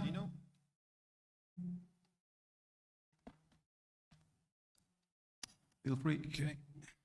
All right, is it? Okay. Hi, I'm Dino Mahtani. I'm a former journalist and researcher, and now entering the academic world as a PhD candidate in the London School of Economics. And today I'm going to talk about the Islamic State in Central Africa province, which I refer to as an enclosed killing machine in search for a pure society. Just before, well, let me start by saying that today I'd like to pick up on some of the comments from the keynote speaker on the importance of demographics, and this is certainly, an emphasis of this presentation. When looking at the outbreak and diffusion of jihadism in Africa, much scholarship has offered theories of the weak state, external intervention, ideologies, rebel management techniques as being critical factors for this particular form of political violence. But today I want to focus maybe on perhaps another, and that's the power of demographics, the weaponry of human flesh in dragging society towards war, and then using historically rendered ideologies, in this case Salafist jihadism, which is often born out of oppressive political systems. And it's of some consequence that this armed group is evolving in the DRC and Uganda, two of the most rapidly growing demographic centers in Africa. In a previous presentation at IESC in 2022, I described in detail the regional jihadist ecosystem that connected the battlefields of Somalia, Congo, and Mozambique. So today, as I said, we're just going to look at the DRC side of things. It's a composite armed group that straddles the two neighboring countries, resembling an armed insurgency on the ground in Congo, but more like a clandestine terrorist group operating in the underground in Uganda, where it last pulled off a series of suicide bombs in Kampala in 2021. Just to situate this group in the wider pantheon of jihadist groups, this is a graph from 2022, which is at the time when the trend of jihadism across Africa was really in its sort of rampant explosion. And Islamic State Central African Province received, at that time, the second highest number of front page stories in the IS magazine Al-Naba, showing how important that this group in particular was for propaganda value and you know, the political emphasis that Islamic State Central was putting on this group was sort of notable. And today we're going to try to understand how this group, which is also probably the only one in Africa to operate, well, if not the only one, to operate in an almost entirely Christian animist area. And that also shifts the way in which it applies itself on the ground. And by looking at an armed group that operates in this kind of enclosed manner, where it is sort of separate from the civilian population, we can then study in greater isolation the criticality of the group's inner workings because of that separation. But before we enter that debate, we'll just skip through how it's evolved from a composite rebellion of two different constituencies within Uganda. And you'll see on the right of the map, these are the two recruitment heartlands currently in Uganda now, where Ugandan recruits are taken from around the Kampala metropolitan area and further east in eastern Uganda, which is sort of the heartland of Uganda's Tablighi Islamist community, who, you know, in the 80s evolved, or factions of which during the 80s and 90s evolved into Salafist enterprises that went into rebellion, but also for practical reasons allied themselves with the secular tribal rebellion of the Rwenzori Mountains, which is that area close to the border that I've marked.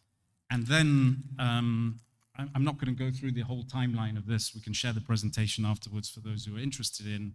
But basically what happens over time is that rebellion is pushed into Eastern Congo. It blends into the local population.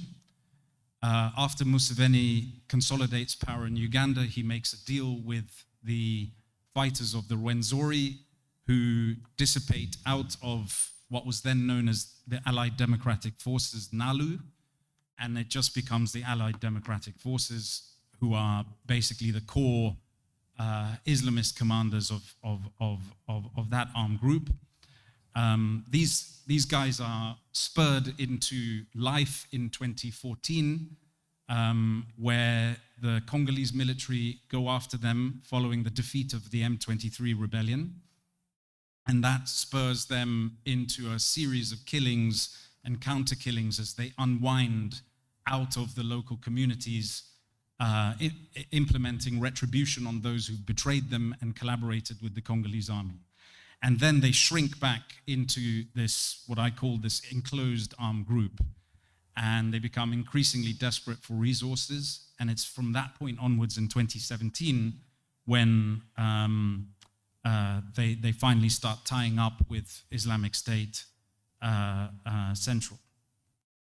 And the way that that's involved is really through financial resources. So, you know, this is from other research that's publicly out there, looking at the way in which there's a regional financial circuit. We now know that Islamic State is even using cryptocurrency then being transferred into mobile money being used from the phones with satellite links in Eastern Congo to create a sort of system of remote control collaboration in the cities, in different rural areas. They don't need to govern the civilian population. They can just pick a few collaborative members who have the resources or the supply chains to give them what they want, food, fuel, and this sort of thing. And one very important pipeline of supply is human bodies and the trafficking of recruits from Uganda and the region, and I'll get into that in a second.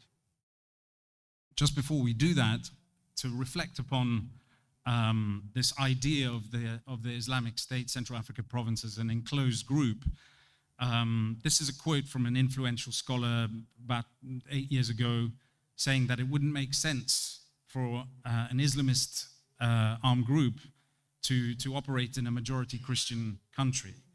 I have a problem with that, obviously, because empirically this is, this armed group has defied that. And these conclusions are based on, I think, based on theories that and ideas that many such recruits are voluntarily recruited, where ideology shapes, an extremist ideology shapes the voluntary decisions of recruits and those who either willingly or willingly join the armed group and then participate in rebellion for greed or grievance, and how ideology shapes that. But however, as ongoing research is showing, the recruitment for this armed group is more than often actually, and for the majority, this is anecdotal evidence that I've been collecting from defectors from this armed group, but from most of the stories that I've heard, it's either coercion, deception, abduction, taking place both in the Ugandan context, where youths who are unemployed, desperate for opportunities, are duped into crossing the border in search of some mystical opportunity and then kidnapped, or within the warscape of Eastern Congo, raids into Congolese communities who are not collaborating with the group, where young recruits are forcibly abducted. And so, in fact, the inner workings of ISCAP tell us that one of the principal sources of power and resilience is its reliance on children, either forcibly trafficked or duped, as I've described. And the mechanics that I've observed on the ground include, the trafficking of children from Uganda, often by their own parents. This is a sanctions notification, and it's actually not the 3 children that are referred to, but this lady who was involved in the financial organization of the Kampala terrorist attacks in 2021 was also involved in the trafficking of her own children into this armed group, where for her ideological reasons, but it just goes to show the sort of mechanical connection between those who are involved in rebel organization and the instrumentalization of youth. There are also things going on in the camp like regulations of birth, the deployment of contraceptives. When resources are high, then more fecundity and fertilization is taking place. When resources are shrinking, then contraceptives are used. So the management of bodies in this way. And then during good times, the introduction of sort of more fun activities in the camp to motivate the children. And one important thing that is also going on is the next generation of leaders in this armed group intermingle among the youth, consult the younger fighters, promote the younger fighters into battle, and have abolished this sort of hierarchical way of being the leader in the camp, where the following has to make appointments to go and see the leadership. Musa Baluku, the leader of this group, circulates and eats at the same table as some of the young people. And so in doing this, he's fostering a culture of birthing a generational struggle. The second dimension to this is the foreign fighters coming from principally Tanzania. Mozambique has also had this problem. Tanzania, just to be clear, is one of the fastest growing demographies in this continent. By the time it's 2050, I think it will be the 4th biggest population in the continent. And according to Tanzanian officials there, they have the measure of these guys, they suppress them very well, but then a few of them, only takes a small number of them to make a difference. And so, this whole idea, once expressed by Foucault, that power is situated and exercised at the level of life, is an important idea right now. Ideology is thus there to construct the manage of the corpus of those bodies and the social contracts between them as they root themselves down into something that becomes generationally persistent. And just to finish off, the ideological concepts that I heard most frequently from ex-fighters are zuhud, which is the concept of asceticism or refraining from worldly pleasures. So they are programmed to, again, it's the management of resources. Kiswas, which is retribution or justice. So when they see that justice is applied in a way that is calibrated, this is also something that helps them regulate the internal camp life. And then this idea of the Khalifa, the broader caliphate, which has been brought together by including the foreign fighters. These three concepts together sort of somehow reinforce that sense of community. And I'll finish there just by also, since we're in Mozambique, just to kind of make a cross connection here about the sudden and escalating use of child soldiers by the Al-Shabaab, and make the connection that up in Cabo Delgado we have some of the highest fertility rates in the country for quite some years now. And actually, if you look at the demographic figures for many countries that are going through jihadist revolts, whether it's Mali, Niger, Uganda, Mozambique, Somalia, you will find these countries very high up on that list. Thank you very much.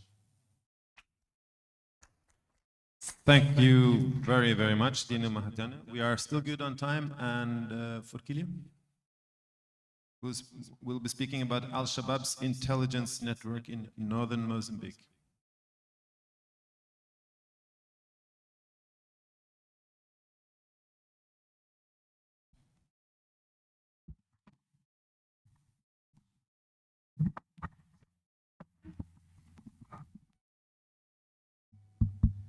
Boa tarde. Vou falar em português. Meu nome é Salvador Forquilha. O Forquilha que não é político, esse é outro Forquilha, porque sempre digo isso quando me apresento ultimamente. Então, eu vou hoje partilhar convosco parte do trabalho que temos estado a fazer nos últimos anos, basicamente desde 2022 para cá. Tenho estado a fazer com um colega meu que infelizmente não está na sala, o João Pereira, sobre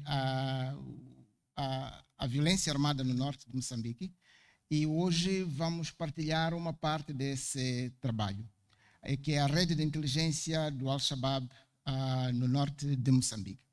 Então, eu vou fazer a minha apresentação focalizando em quatro pontos. Primeiro, algumas notas iniciais, só para dar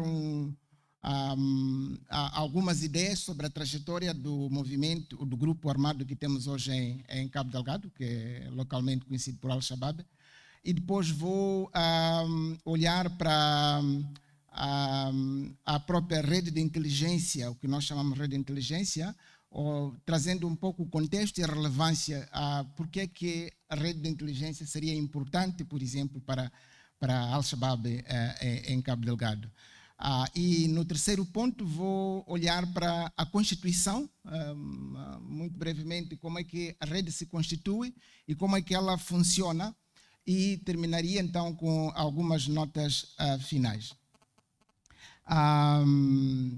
Então, passaria para o primeiro ponto, algumas notas iniciais. Por que razão a rede de inteligência nos interessa a nós? Isso vem um pouco na sequência do trabalho que eu mencionei, como mencionei há bocado, temos ainda a fazer. Nós inicialmente estávamos muito focalizados nas causas. Aliás, hoje, quase 8 anos depois do início da insurgência no norte, Já temos muitos trabalhos feitos, muitos pesquisadores moçambicanos, estrangeiros que têm trabalhado sobre isso, e já há muito trabalho sobre causas, e de alguns anos para cá nós pensamos que era importante fazer alguma movimentação das causas e tentar olhar mais para as dinâmicas internas do próprio grupo. Começamos a trabalhar sobre recrutamento, e a partir do recrutamento, então, nós sentimos a necessidade de olhar para aquilo que chamamos aqui a rede de inteligência. Então, o nosso interesse, em primeiro lugar, é movido pela necessidade de aprofundar o nosso entendimento sobre as dinâmicas do conflito em Cabo Delgado e, particularmente, as dinâmicas do funcionamento do próprio grupo Al-Shabaab. E depois também nos interessa olhar para a rede de inteligência porque, efetivamente, há poucos trabalhos sobre isso. Quando a gente olha para a literatura, existe um e outro trabalho. Esta fotografia que eu trago aqui é uma dessas obras que nós temos, fala mais sobre Norte de África e o Médio Oriente, mas, por exemplo, sobre Moçambique há quase nada, quer dizer, pelo menos que eu saiba. Existem coisas escritas sobre a Somália, por exemplo, sobre a Amniat, que é chamemos serviço secreto do Al-Shabaab somali, mas, de facto, temos muito pouco material, muita pouca pesquisa feita ainda sobre a rede de inteligência. Então, no caso de Moçambique, nós pensamos que essa é uma primeira tentativa. Como digo, não é um trabalho finalizado, mas nos parece importante para entender um pouco melhor as dinâmicas do próprio Al-Shabaab.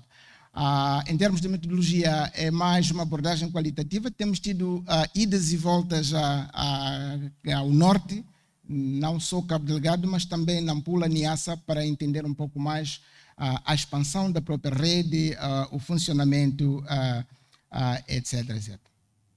Agora, passaria aqui para o ponto do contexto da rede e a sua relevância. Talvez valeria a pena traçar brevemente a trajetória desse grupo. O grupo, quando surge em 2017, foi surpresa para todo mundo. O facto é que, quando a gente olha de 2017 para cá, há uma evolução clara. Portanto, de seta religiosa passou para um grupo armado de inspiração jihadista. De ataques a pequenas aldeias, passou depois de ataques a vilas, grandes aglomerados, sedes distritais, de um grupo com mensagem rudimentar, passou para um grupo com mensagem estruturada e ligações transnacionais claras com outros movimentos. O primeiro vídeo que saiu, ainda a gente se lembra, penso, aqueles que têm estado a acompanhar isso, via-se claramente que a mensagem não era tão elaborada, mas tinha alguma indicação de que se tratava de um assunto muito sério. Mas hoje temos já, penso, uma mensagem um pouco mais estruturada e com essas ligações transnacionais, como dizia um dos colegas aqui, o Vincent, penso, de facto hoje fala-se muito destas conexões, circulação de armas, circulação de material de guerra, etc., mas também circulação de modelos. Acho que é um elemento muito importante e uma das coisas que o nosso trabalho mostra também é essa circulação de modelos na rede de inteligência, quando a gente compara, por exemplo, com a rede de Al-Shabaab na Somália, vê algumas semelhanças. E depois, uma outra evolução é que, de facto, esse grupo, quando começou, havia só um ator que combatia o grupo militarmente, que é as Forças de Defesa e Segurança. O facto é que, 1, 2, 3 anos depois, temos uma multiplicidade de atores a combater o grupo, portanto, não só as Forças de Defesa e Segurança, chegou o Ruanda, chegou o Samim, temos milícias locais, as forças locais, mas depois também na Paramas. Apesar disso, e apesar de alguns discursos triunfalistas, parece que o grupo não está desaparecido, não está... uns dizem que está enfraquecido, mas as evidências no terreno mostram bem o contrário.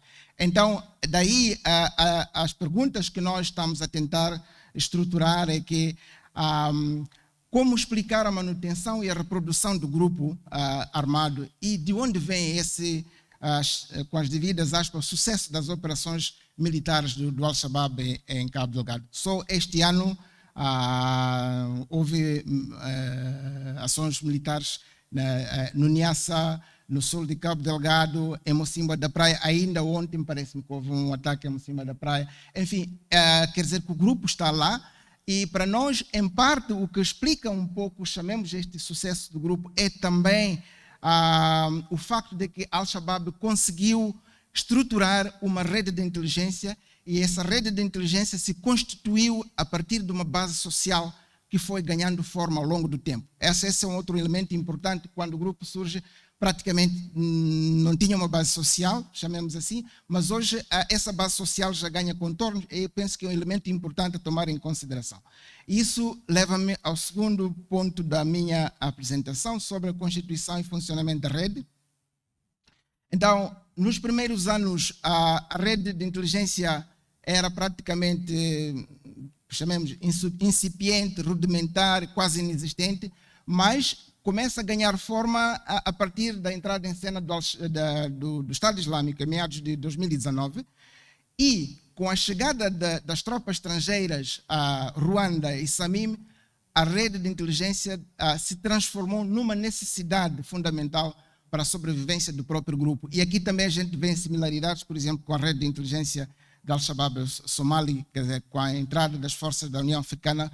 Aí a rede ganhou consistência, e no caso moçambicano percebe-se claramente que, de facto, a partir desse momento, essa rede se transformou num elemento fundamental para a sobrevivência dos seus grupos. E de onde vêm os membros da rede? Eles provêm de diferentes grupos. Nós mapeamos essencialmente 3 grupos. Em primeiro lugar, os próprios combatentes do Al-Shabaab. Este grupo, poderíamos dizer que constitui o grupo prioritário de onde são recrutados os membros da rede de inteligência. O segundo grupo são as populações locais, que é um grupo muito importante, e muitas vezes tem sido por recomendação de informantes, e esses informantes são confiáveis e pagos. E o grupo, digamos, que vem das populações locais é particularmente importante para fornecer elementos que monitoram a movimentação das forças de defesa e segurança, também informam regularmente, vão dando essa informação da movimentação regularmente a Al-Shabaab. Não só, como também dão um apoio muito importante na logística do próprio grupo. Medicamentos, de vez em quando comida.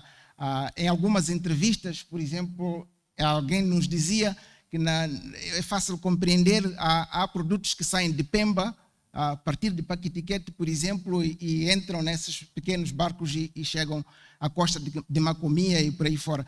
Portanto, há toda uma, digamos, uma estrutura montada e que funciona e que joga um papel muito importante para a sobrevivência do próprio grupo. E, finalmente, o terceiro grupo, então, funcionários locais do Estado, incluindo até elementos das Forças de Defesa e Segurança, que têm um conhecimento das operações militares do Estado moçambicano.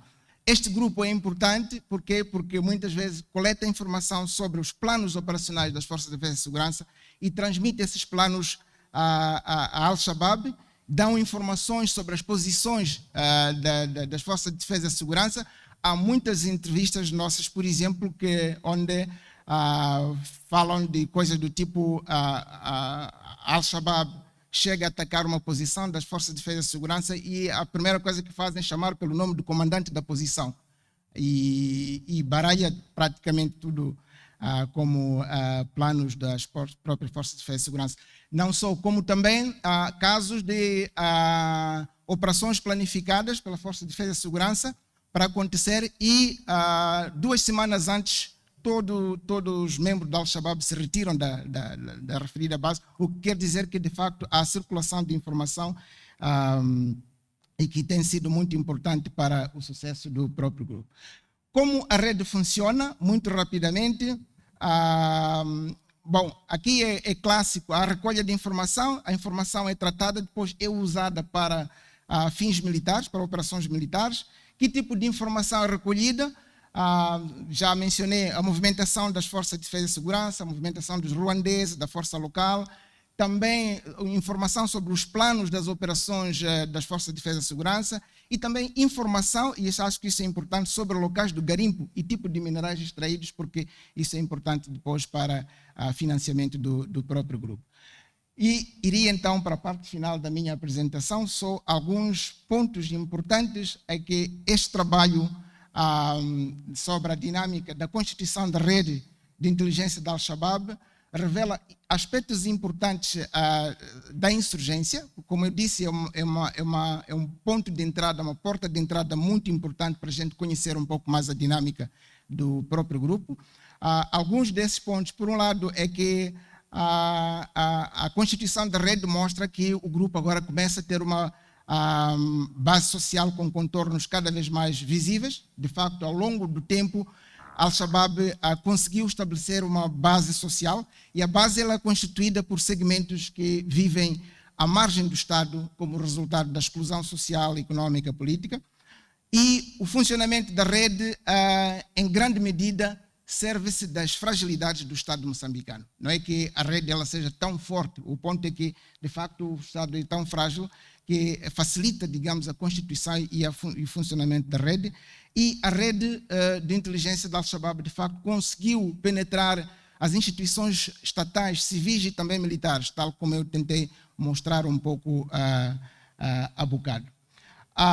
E, finalmente, é que quando a gente olha um pouco para a questão da dinâmica da insurgência nos últimos tempos, mesmo pegando este ano uma série de ataques que houve e ainda por estas semanas tem havido, é que tudo sugere que Al-Shabaab não só não está enfraquecido, como também se encontra hoje melhor estruturado e com mais capacidades de se reinventar e continuar a constituir uma séria ameaça à soberania do Estado moçambicano. Muito obrigado.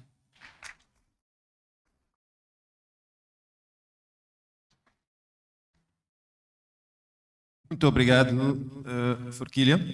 Excelente. Todos foram muito disciplinados e cumpriram com o tempo. Isso dá a chamar o alarme. Está-nos a dar alguns minutos para debate, para questões ou pequeníssimas intervenções, se é isso que querem. Antes do almoço, que será servido em poucos minutos também. Yeah, there's one question. Uma pergunta. Duas. Três. Okay. Deixa-me apontar. Creio que podemos fazer 3 perguntas à seguida. Faz favor se apresentarem rapidinho e colocar a pergunta rápida e identifica a quem é que quer fazer a pergunta, se faz favor. Bem, obrigado. Chamo Alberto Loyola, venho de Cabo Delgado, uma província na qual nós convivemos com os terroristas.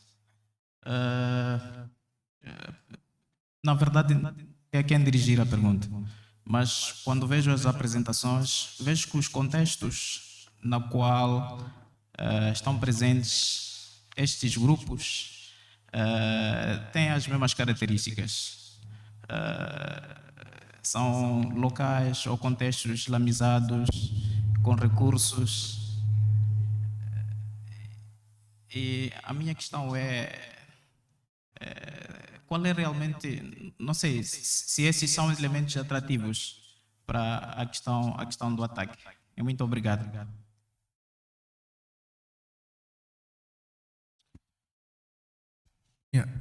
Eu gostei muito das intervenções. Eu gostava só de fazer uma pergunta ao Salvador, tentar perceber porque é que só a partir de 2000 se não estou em erro, a partir de 2021, com a intervenção ruandesa e do Samim, é que o grupo passou a ter uma maior base social de apoio, e porque é que só a partir dessa altura é que constituiu uma rede de inteligência?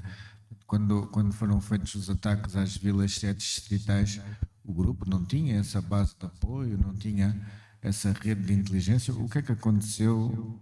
Qual foi a diferença?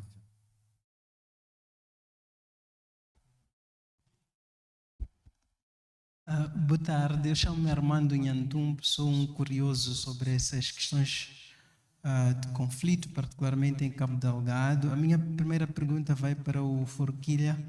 Gostaria que elaborasse um bocadinho mais sobre a metodologia da vossa pesquisa, como é que se caminhou e se chegou a estas inferências. A última pergunta é para todos os intervenientes que o antecederam, que é sobre que lições importantes acham que Moçambique pode aprender dos vossos casos de estudo, portanto, de outras experiências, de outros contextos, de outros países.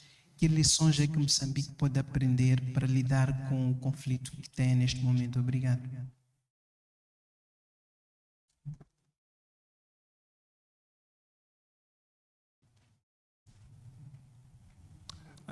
Well, going to I think we can take answers to 3 questions, or is it a short question? Very short.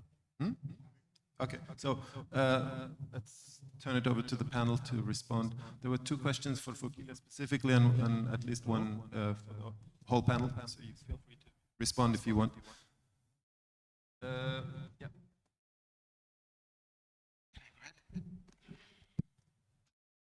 Obrigado, eu vou tentar ser breve. Primeiro ao João. Talvez eu não tenha feito entender, disse, né, que a base social surgiu com a chegada das tropas estrangeiras. O que eu disse é, com a chegada das tropas estrangeiras, a rede de inteligência no seio da Al-Shabaab tornou-se uma grande necessidade. Aí se impulsionou. Agora, o que é um facto é que quando a insurgência surge, de facto, esta base social estava lá, mas não tão, digamos assim, explícita, visível quanto é hoje. Hoje ela já é muito mais.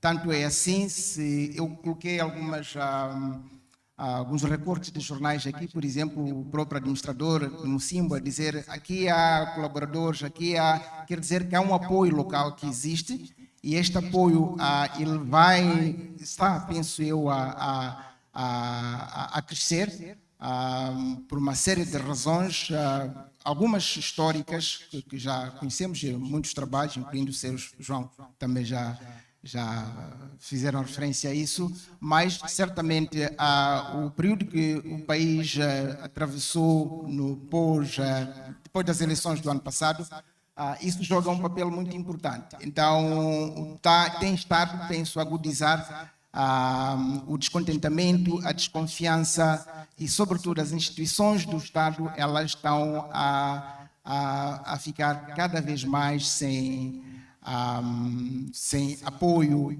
popular e isto obviamente cria condições para recrutamento primeiro para as fileiras do próprio Al-Shabaab, obviamente também cria condições para o funcionamento da rede de inteligência, quer dizer, as populações dão informações a Al-Shabaab sobre a movimentação das tropas, sobre a logística, apoio na logística, etc., etc., também muito ligado com a questão da maneira como as pessoas vivenciam o Estado no seu dia a dia.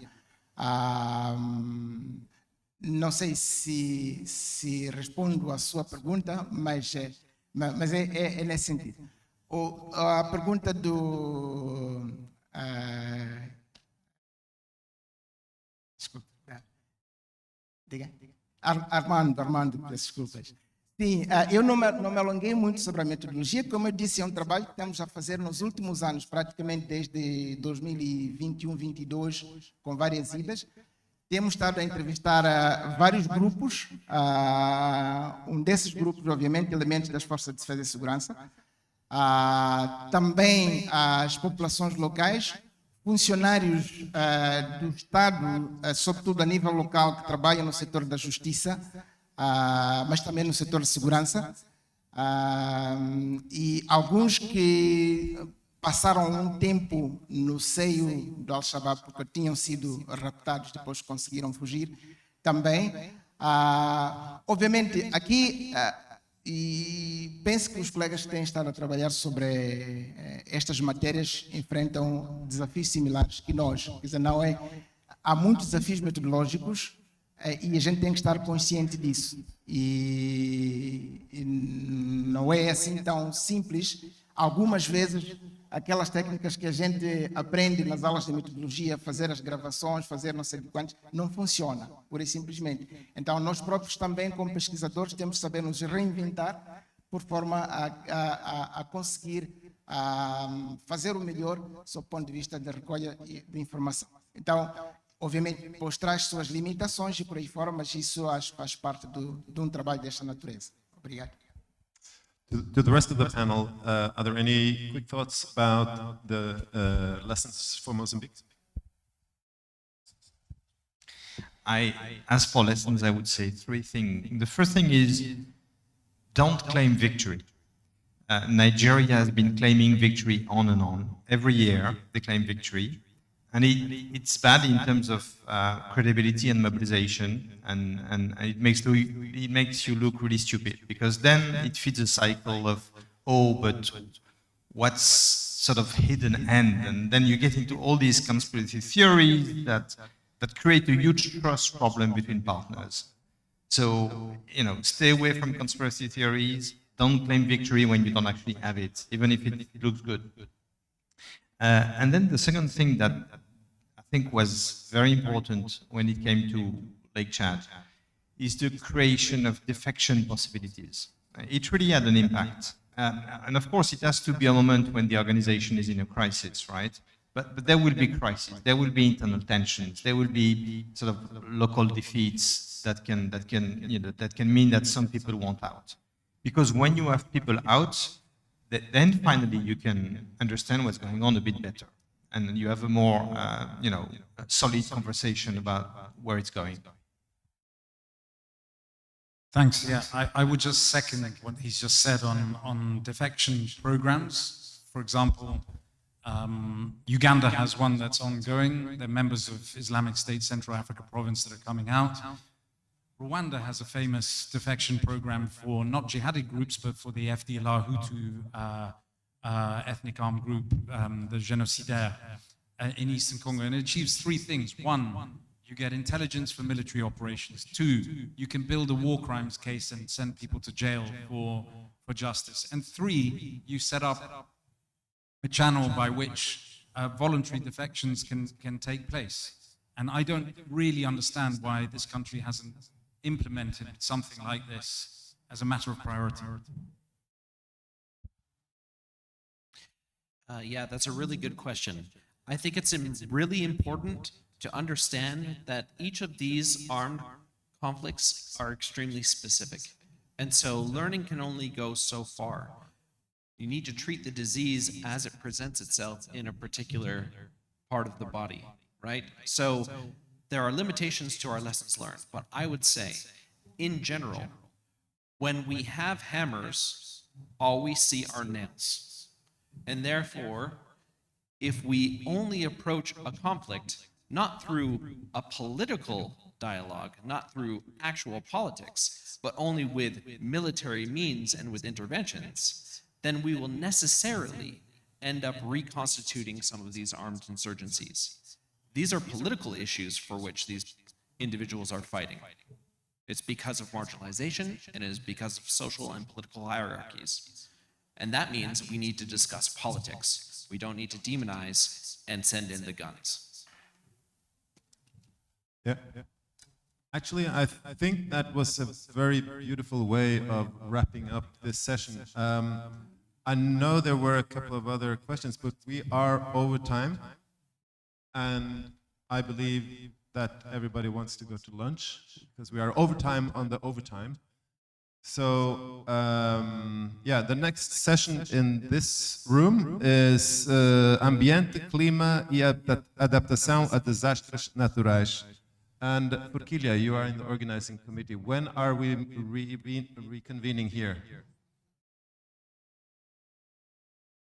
How long lunch? 3:15, 45 minutes for lunch.